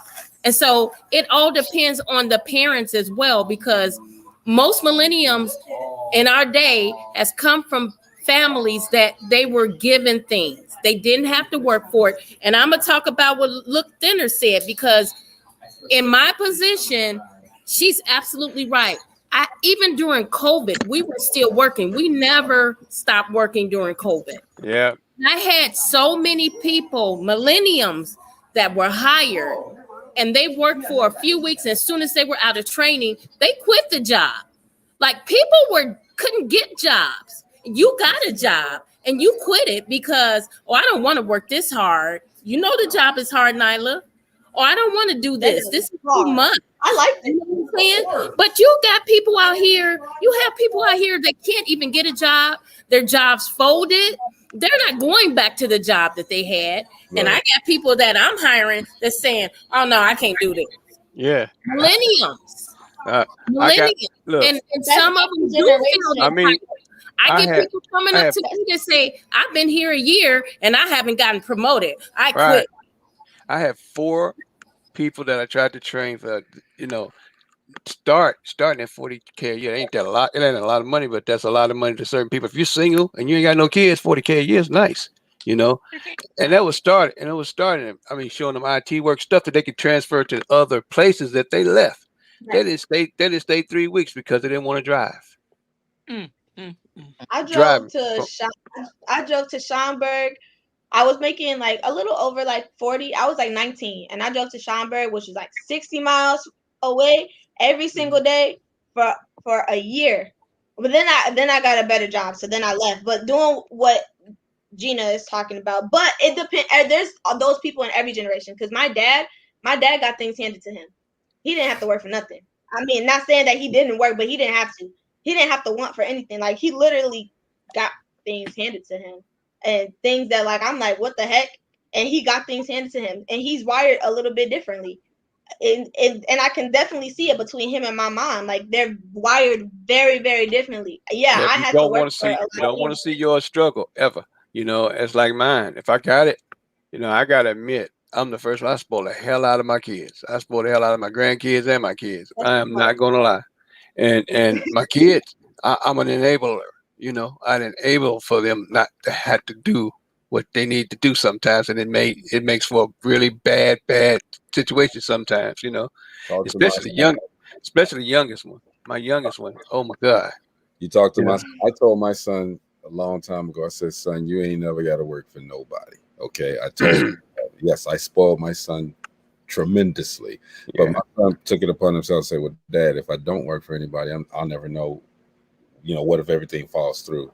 I'll never know what's up, Right. So took a job. And, I think he's actually one of the reasons why I'm a different person. He taught me a lot, but, you got to go through something to get to something, period. Yeah. Okay.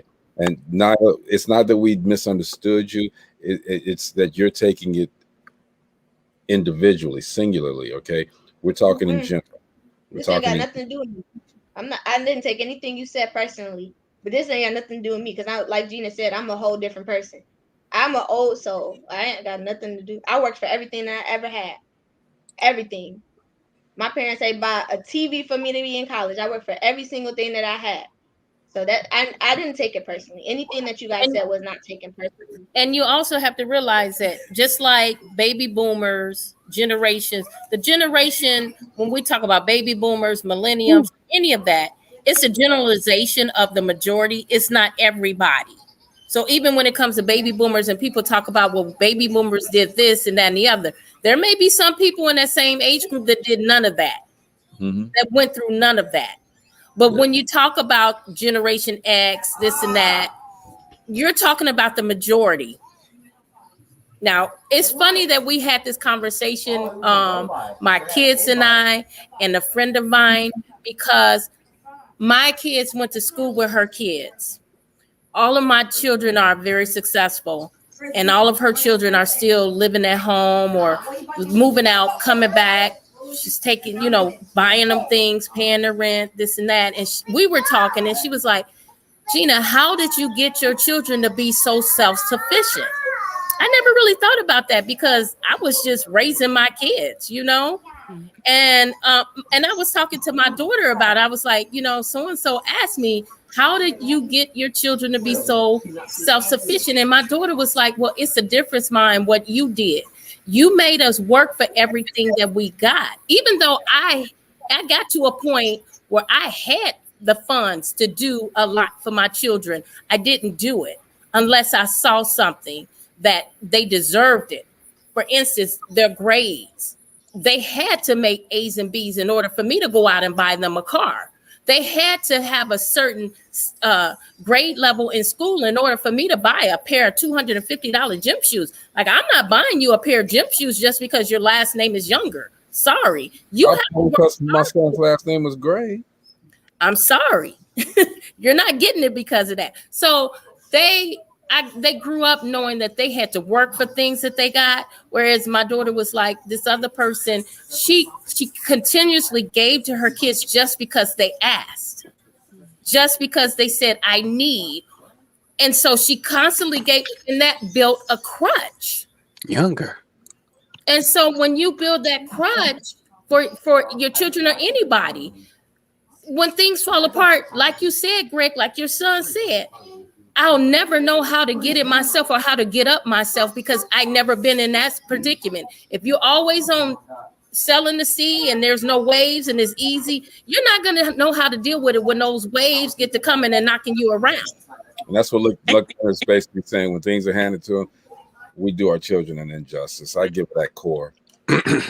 Core word of the day. Well, it's the same thing with how and it's not watered down. Get it? It's the same thing as like what your kids look at too. Because I saw my parents struggle.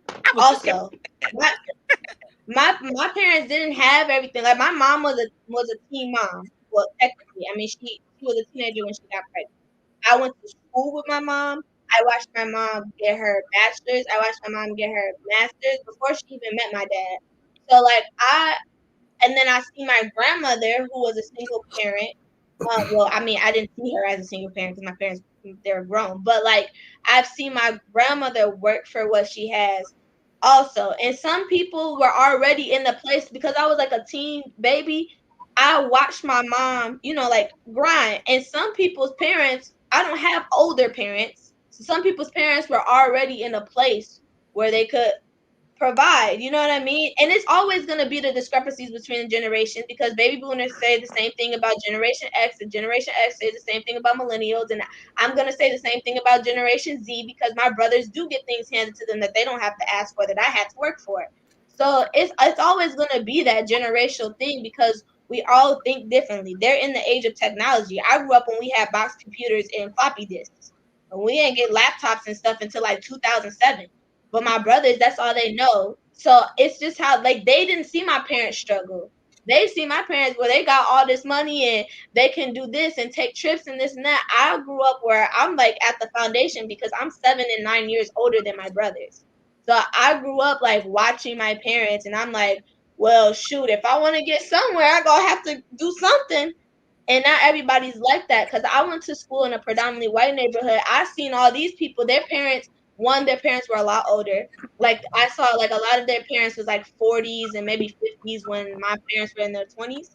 But so their parents were more established. But I seen these people, they're getting everything that they want all the time. Like they didn't have to want for anything or struggle or anything. So they out living life and doing whatever, and I had responsibilities, even if it wasn't that I had to make money. But like Gina and Greg said and Maurice, like I guess I know I am different, but like I was trying to make money when I was younger. I needed my own money. I was like, who I got to babysit? I got certified to be a babysitter at like 12.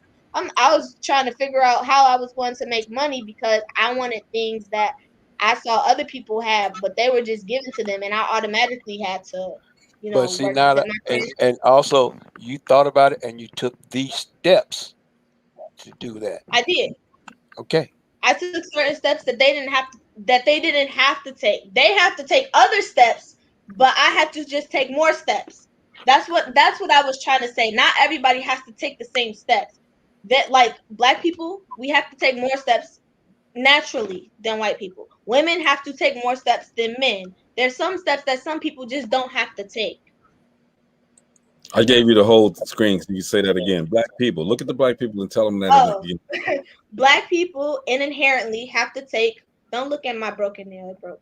But Black people have to take more steps than white people. It's always gonna be like that, and that's just, well, hopefully it's not always gonna be like that, but that's how it is right now. It's probably gonna be like that for a little minute. Women have to take more steps than men, and there are some people who, like, everybody goes through different struggles. That's what I meant. Not everybody has to go through the same things. Everybody is going to go through some type of struggle that will build their character and will open them, but not everybody has to go through the same steps as other people. That's all I was trying to say. Okay, and we got it. We got. Oh, your nail broke, by the way. Yeah. And you know what? And then one more thing too. Most times you will be a product of your environment. Yeah. I did not realize until I got to be like in my 30s how much I am like my mother. I never realized it. And my mom had 5 kids. She was divorced at age 30 with 5 kids. All I ever seen her do was go to school.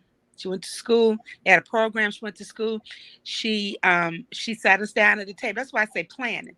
She sat us down at the table before she started. She said, "Listen, I'm getting ready to go to school. All of us." She said, "I'm getting ready to go to school, and for me to go to school, I'm gonna need everybody to help me. Suzette, you make sure everybody's in the house. Xantha, you make sure." And she gave each one of us a thing to do. We did it. And when she graduated from school, she said that was all of our degrees because she didn't do it by herself. I didn't see my mother nothing but go to school and go to church. And that's all. I don't go to school now though, but I do go to church. And you pick up things from your parents. And that's why come these young parents having kids, and they're having, children as old as Naya. That's why they are also messed up, because they really have not they didn't make good choices. I want to say they didn't make good choices, but they didn't learn from their choices. And because they didn't learn from their choices, those kids didn't learn the right things. I know of a situation right now where a young lady is 30 years old. She's got 2 kids.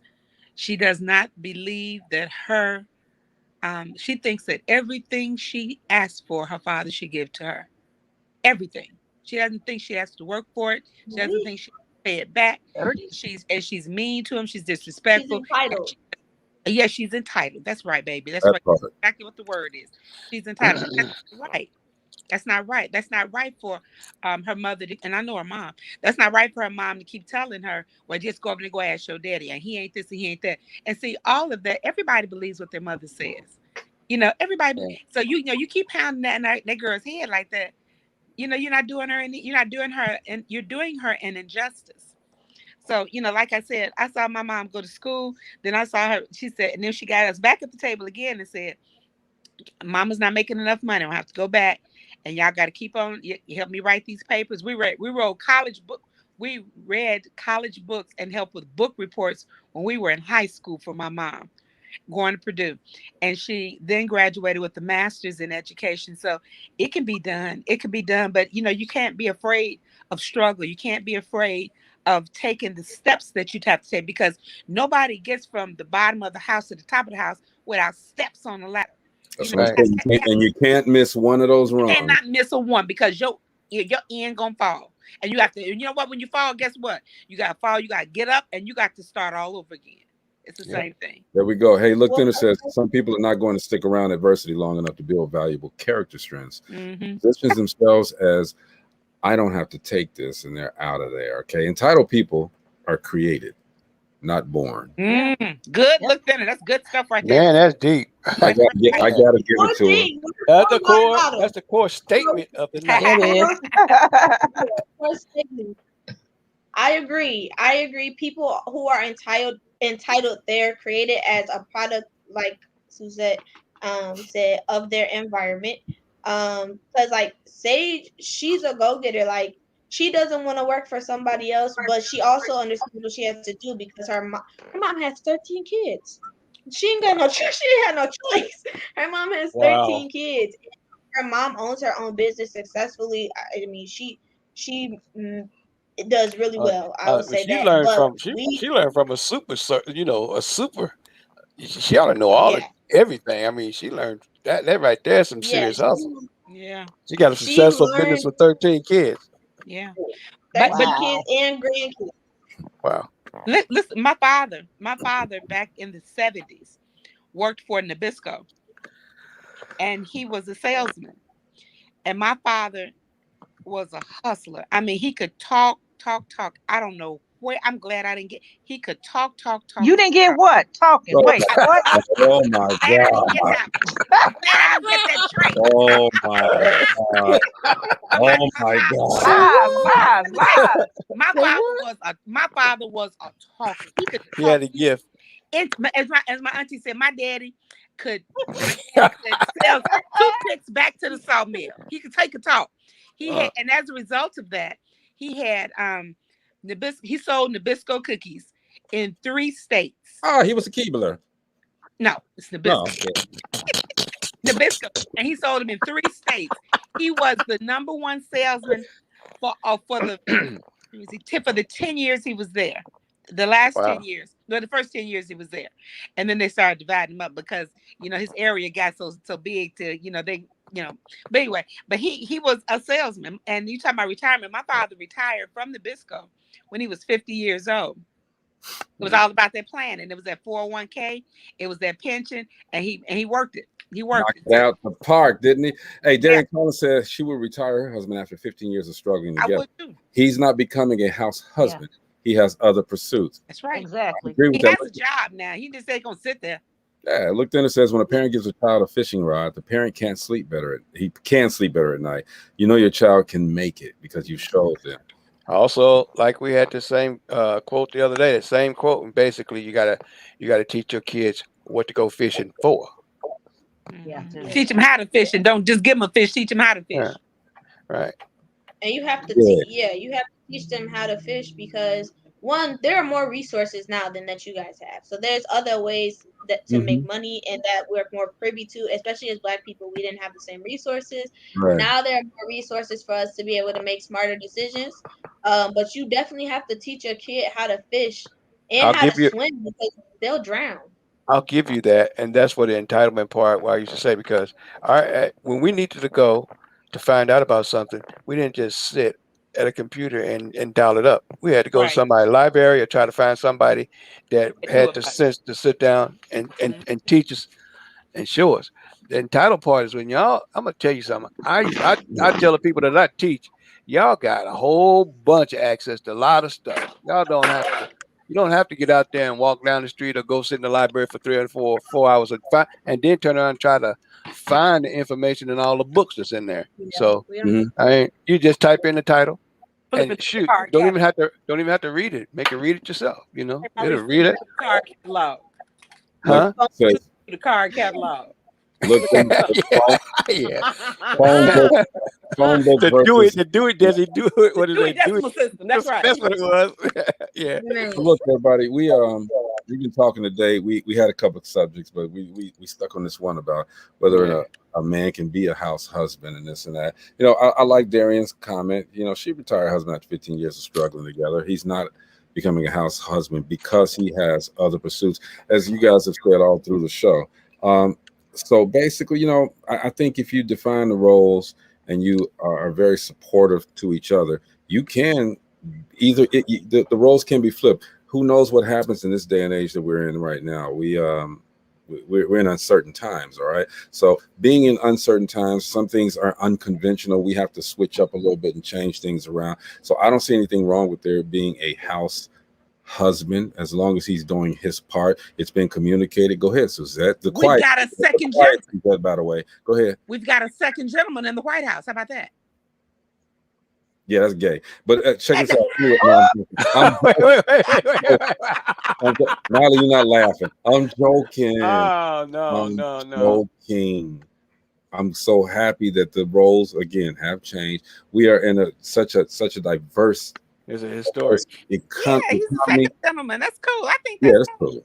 Now you can laugh. Now it was a joke. You know I ain't like that. Anyway, I love to support other people on the show as we all do. All right. Ran into this guy's name is Paul Kaiser. He's a photographer. He has FLY Photography. I know him. Yeah, I didn't know him, but he's doing some great with him and his wife, doing some great work. So support my man. Look him up, Fly Photography. And we're going to try to just support one person a day as we do this show. We were also going to talk about, and it's probably taboo to talk about it right now. We don't have time anyway. Nyla had brought up a great subject, and Darian said no gay bashing. Darian, I was playing. I wasn't bashing. I was playing. That's what I do. Ha ha hee hee. We laugh. Nyla, you go. You better. Nyla, tell him I ain't like that. He's not like that. I just didn't understand. Like I don't understand what you meant. So that's why I didn't laugh. I didn't mean anything. I didn't mean nothing. It was a joke. I'm sorry. First no, man. I didn't understand what Suzette meant. I was confused. That's why. Because Kamala Harris is the vice president. We used to have he's a house husband. It's a first lady. Okay, when it's president, there was a first lady. If you're vice president, you're called the second lady. They never say that much, but it's called second lady. But since he's a vice president, that's a woman, he's now called the second gentleman. Oh, I see. Yeah. Oh, he's a house husband. That's all that is. I was joking, and you know. I didn't know that. That's why I didn't laugh. Yeah. I didn't honestly, truthfully, is everything. Yeah, that's what that is. He's the very first second gentleman. They had to create that for him. Just like that's the first vice president that's a female, just like it's the first African American vice president. You know, a lot of firsts, but I wouldn't have a problem with being a house husband as long as I'm able to do something that's going to contribute. You know, again, to Darian's comment, 15 years, struggling together, doing your thing. If there's, say the other topic because we didn't get to it. Yeah, I know we didn't get to it. We ain't gonna get to it today. But the other topic is about. I just want to see Suzette in Gina's face when you say it. I already know what Suzette.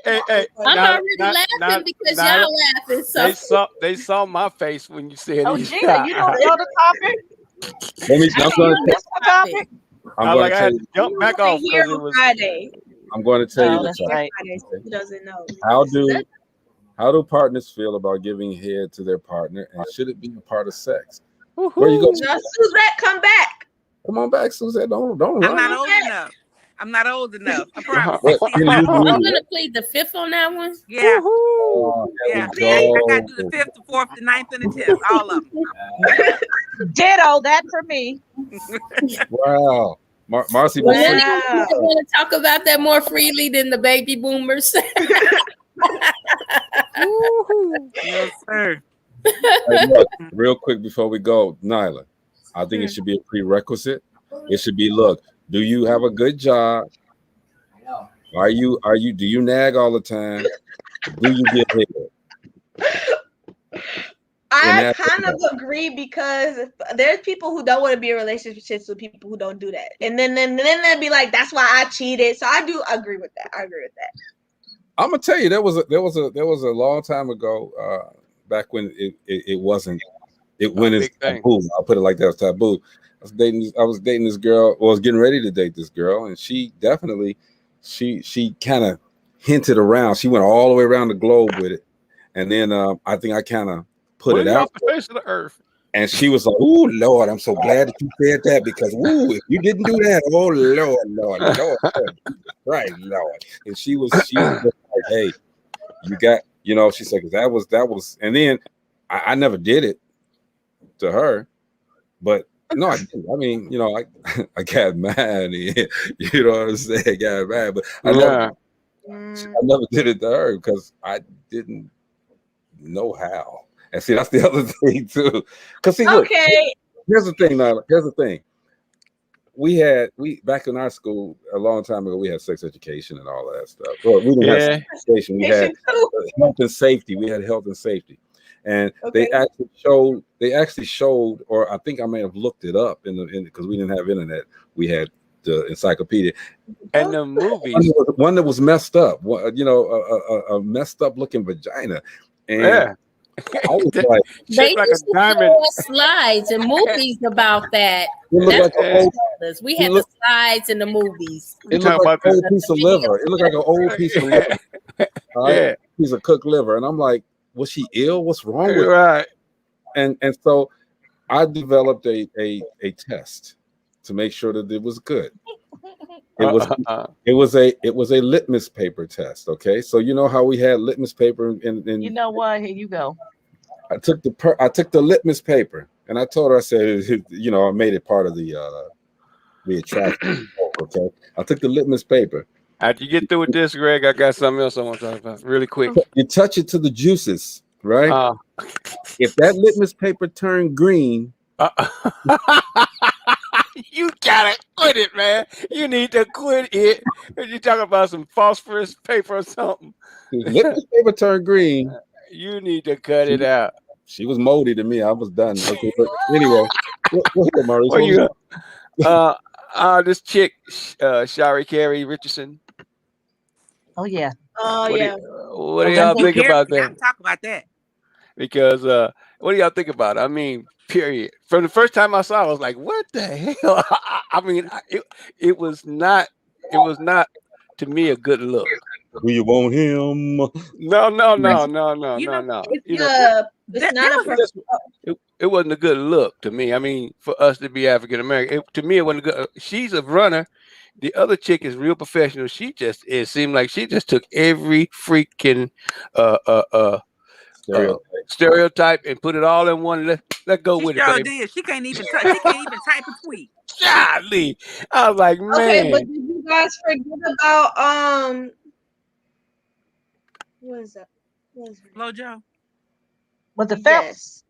FloJo had style with hers. She was cool. If you look up a picture of FloJo, her nails are way longer, and that was not in style. I'm not talking about just her nails. I'm talking about the attitude and representation. About FloJo, it was a certain femininity. It was a certain professionalism. Even though she and then when she had all that, the other stuff became flair. It became fashion. You know what I'm saying? People look forward to looking at but this chick right here, she was just like I was telling people the other day. She stood to make a few $1 million. Oh man! And you know what I'm saying? $1 million outside of the track. Oh, she holding on to the stupid big time, and she and listen to me. This kid stood to make a few $1 million. I'm talking about endorsements. I'm talking about track. I mean, she was getting ready to take her whole family out the ghetto. You hear me? Right. But America looks at her as the way the rest of America should look. She don't look like the rest of America. She don't sound like the rest of America. She don't act like the rest of America. Okay, so they looked at that. They look at her, and their first thing they're gonna say is, and it's not fair. The first thing they're gonna say is, "Damn, what is she gonna look like on a Wheaties box? What is she gonna look like on a Wheaties box? She's gonna blend in." Huh? Yeah, but part of the reason is what you just said. Us as a people is part of that reason. Because you see how y'all just came at her for no reason. That has nothing to do with her capability to run. We're the first people to bash our own people. We are the first people. No bashing. I'm talking about her the way she's gonna make her money. Yeah. I understand what you're saying, but she's still gonna make money. But the first people and the main people who harp on our people is us. Talking about their hair and her nails and the way that she perceived herself. That's not true. That's not true. She got ate up. She got ate up by more than a few people this morning. You know, she got ate up. You know, my whole thing. Even the president of the United States, the president even said, he said the rules are the rules. She broke the rules are the rules. It's not a performance enhancing drug. And who She is said- somebody to tell somebody else? Again, the rules are the rules. You can't rules. circumvent that. That is He- the rules, and that's what we were talking about the millennial thing a minute ago. But it wasn't She You- cannot actually find because it one was a person. She cannot find one person that's gonna stick up for her and say that what she did wasn't wrong. Because when you put her Wait a back minute, up wait a there, minute. wrong is you got a wrong. whole group of people. Okay. You got a whole Hey, look, she said, And maybe she does. She said herself that she was wrong. She knows she took responsibility for everything that she's done. Yeah, Okay, she sure did. This young But- lady's career is not going to be over. This young lady's popularity is not going to be over. She's going to do well. She's going to do fine. Okay, she made a mistake, as all humans do. All right, she made a mistake, and she's going to pay for it. All right. Then again, she still has an opportunity to do the relay. All right, and she can still have that shine. She made a mistake. She's young. All right, she's a millennial. which goes back to what I said. Somebody she had to have. You know what I mean? She should have had some handlers. When you get to be that good, that girl could run. That girl is. You know what? There was a video today. It wasn't shareable. I've asked them to make it shareable. I haven't checked back, but she does have a lot of backing now. I think it's from the university she came from, black and white. They were supporting her. You made a mistake. You've admitted your mistake, and we're here to support you.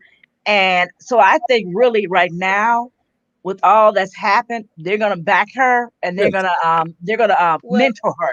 Well, Nike is still endorsing her. Nike decided to still endorse her, so she still has her endorsement. Why would you there not? Was no reason, there is no Well, reason. they continued to back Michael Phillips. Yeah, Michael Phelps. Michael Phelps. I'm sorry. That dude too. And now I have to go back, baby. I have to keep going back to you because it is. First of all, she did admit that she was wrong. And again, cutting across is just not gonna make it, no matter where you at or who you are. Cutting across just ain't gonna make it. Yeah, I never said it was, but if you watch the video, you also have to take into consideration, okay, yeah, she's young. Forget that. You have to take into consideration of what she went through at that moment that made her do that. And there's nobody in the world that can sit there and tell anybody how to grieve their parent that died, because that was the reason. Which is why she said, I apologize, I made a mistake. But that was the only thing she was thinking about. And she found on a national television from a reporter. So the reason why people are backing her and saying, like, okay, let her still run is also circumstance. Yes, rules are rules. But you also have to understand what the whole conversation we had today was, understanding what if this happened to this man and he was down. She went through something traumatic. In addition to the fact that she's young, she went through something traumatic in front of national television. In national television, she's in the public eye. She don't have no privacy. In addition to all the stuff that people saying that she's a man and this and that, that little girl don't have no privacy. No privacy. And she was going through it. She came off the track and her mama died. And a reporter that she don't know nothing about came and said and told you, your mom dead. Like, how would you perceive that? How would you perceive that? And nobody could tell you how to deal with your thing. She's still going to flourish. The thing that's the most important, because you got a bunch of liberalist people that are going to just throw spears at her, throw darts at her. Okay, but the thing that was the greatest thing was that as a young person, she didn't deny it. She said, yes, I did this. I apologize. Okay, and that's what's going to take her the rest of her career. She did apologize for it. She didn't try to shade it. She didn't try to do anything like that. She just said, hey, everybody, it was public. My mom, my birth mother died. She was grieving. And as Nyla just said, you can't tell anybody how to grieve. You cannot tell anyone how to grieve. So she did it. It happened. Let's move on from that. The only reason that it's being a mess right now is because it's sensationalized by the press, by the news. Okay? If they just let the people run and do whatever they're going to do, she wouldn't have none of these issues, none of this stone throwing. She'd be fine. All right. But since black on top of that. But I still say the reporter that said that to her, I kind of think it might have been something kind of planned, like You know what I'm saying? I think it was planned like this to knock her off her square so that she wouldn't, I don't know, that she would do something crazy. Mm-hmm. Somebody was watching her. Somebody was watching her, and somebody Oh, of dropped it. course. Yeah, somebody dropped a dime on her, and they watched her because they wanted to. I'm sure. I just in my heart I believe I'm sure that they did not want her to be as big as she was about to be. They did And not that's want a it. lesson.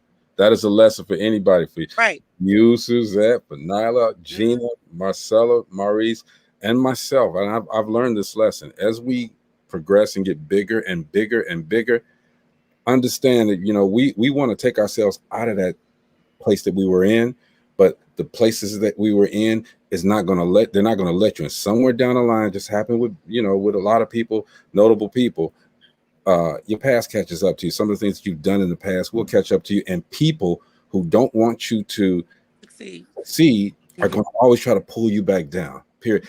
I'm telling you, I have been tried. I've been tried a lot. All right, but the people that I've surrounded myself with has kept me grounded. Because when I didn't know how to ground myself, the arrogance that I had, had to tone that down completely. So to a point, and even with this show, there's people right now trying to pull me down. But I get the I don't care attitude, as we all should. Not that we don't care about everything, but we don't care what people say about us, because in a business, as Business 101 again, in a business, you elevate your brand to a certain level. And at some point, you don't have to talk about it anymore. It walks for itself. And no matter what people say about you, that brand that you establish, that fortress that you put around that brand, is going to protect you from all of the negativity that's out there. So again, I don't worry about nothing, because you can say what you want to say about me. My brand speaks for itself. The people who know me know who I am, and I'm good. Can I say one last thing before we get off? One Go last ahead. thing. So I don't know how many young people watch this. I don't know how many people watch this in general. But the other thing that you have to, and her situation is different because she's in the public eye, but you have to watch what you're trying to prosper and do something. Not everyone needs to know. And this kind of goes back to Greg's thing about posting on Facebook. I know we was talking about pictures, but post in general, everything that you're trying to do, somebody is watching you. There's always somebody who don't like you. There's nobody who likes everybody. There's somebody who don't like Suzette. There's somebody who don't like. There's a lot of people who don't like me, and I know, and I really don't care. But there's a lot of people who don't like Greg and Maurice and Marcy and everyone. And you have All to right. be cognizant of How that about when you're trying to build something. If you can move in silence, so that you can protect your peace and the positive energy around what you're trying to do, you're without a creating doubt? a field so that you can't let anything into that force field to spirit to allow in that negativity. Because when you release everything to everyone and you tell everybody your plans, that gives them and the devil devices They give that them gives bullets. bullets, and that gives them a catalyst that gives them Mhm. devices to be able to go ahead and find something to knock you down, to stop your growth, to dig up something from your past. All of the millionaires are the people who've done things.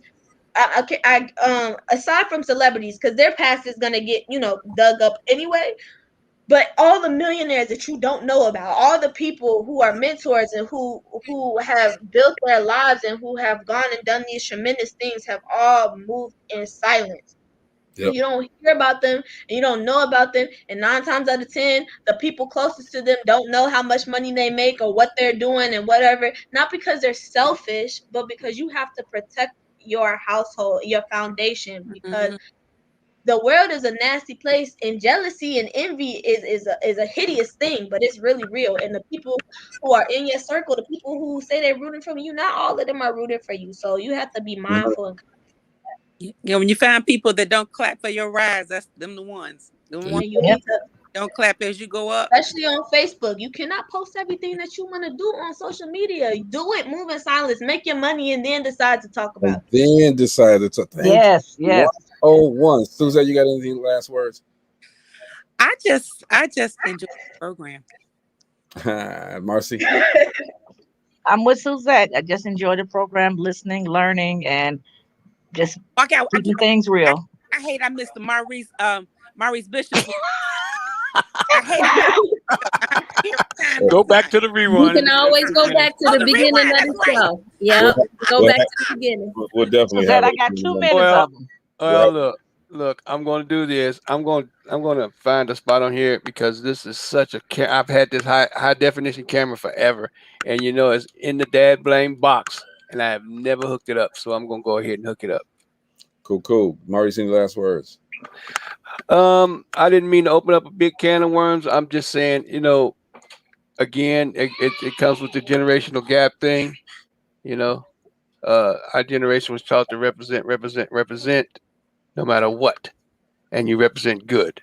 You know, I didn't mean to open up no can of worms, make anybody feel bad or try to knock what she do. She's got to shine, and I hope she keep it on, and she's in the public eye, and she needs to represent the best, you know, that she can possibly represent. I Absolutely. was just commenting on the look. That's all. Absolutely. Gina? Yeah, I want to just walk away with this. Just don't judge others, because what works for you in your relationship, or how you raise your kids, or how you run your business, that's for you. Everybody doesn't have to do it your way. And a lot of times people knock others as doing it differently from them. But what works for one person may not work for the next. So just don't judge. Let people be themselves. Absolutely. All right. Nyla? Oh, no, I said my last piece. Peace, love, and hair grease. There you go. Who's your mind? Fujiism.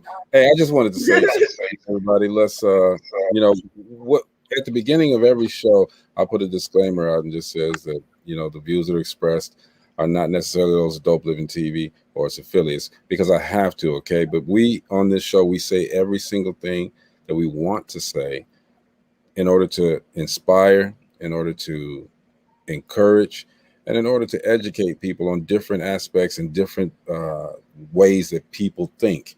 We're not, and by no means are we saying that we're correct. We're just expressing our opinions. In regards to the subject that we had today, look,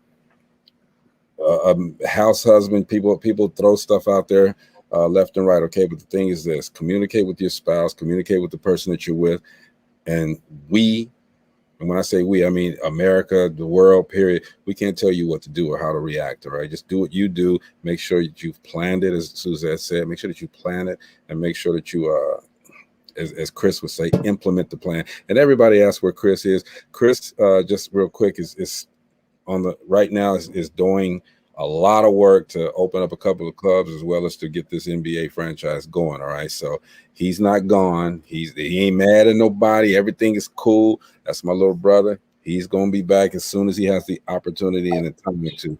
I want to shout out Jocelyn from Jay's Breakfast Club in Gary, Indiana. Want to shout out Dr. Jory Lynn. Miss you. What's the other one's name? I'm bad for that, so I'm sorry. Ludine. Yeah, Ludine. Shout out to Ludine as well. You know, one day we're gonna get the team back together, we get the band back together. Everybody's gonna be good. All right. Everybody, look, let's support one another. Let's make sure that we lift each other up, because that's the only way that we're going to get through a lot of stuff that people are holding us back from. Okay, if we support one another. We're gonna do that. Okay. Tomorrow we're gonna talk.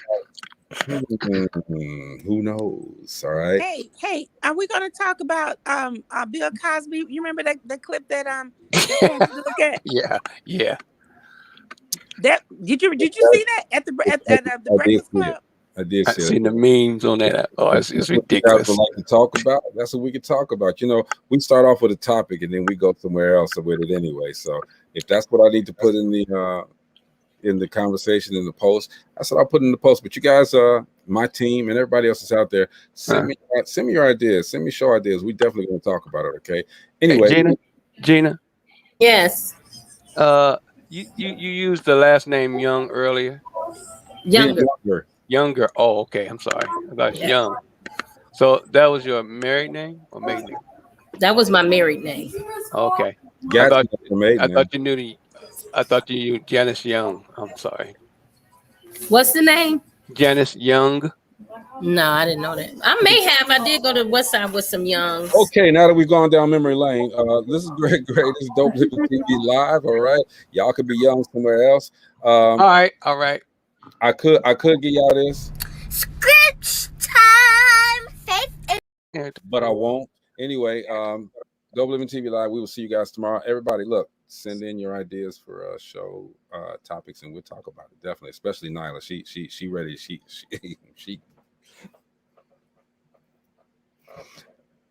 You don't like that, Nyla? Y'all ain't gotta go home, but you gotta get the hell up out of here. No, I'm just saying. Gotta go. We'll see you tomorrow. Dope Living TV. That's that millennium for you. Peace out, y'all.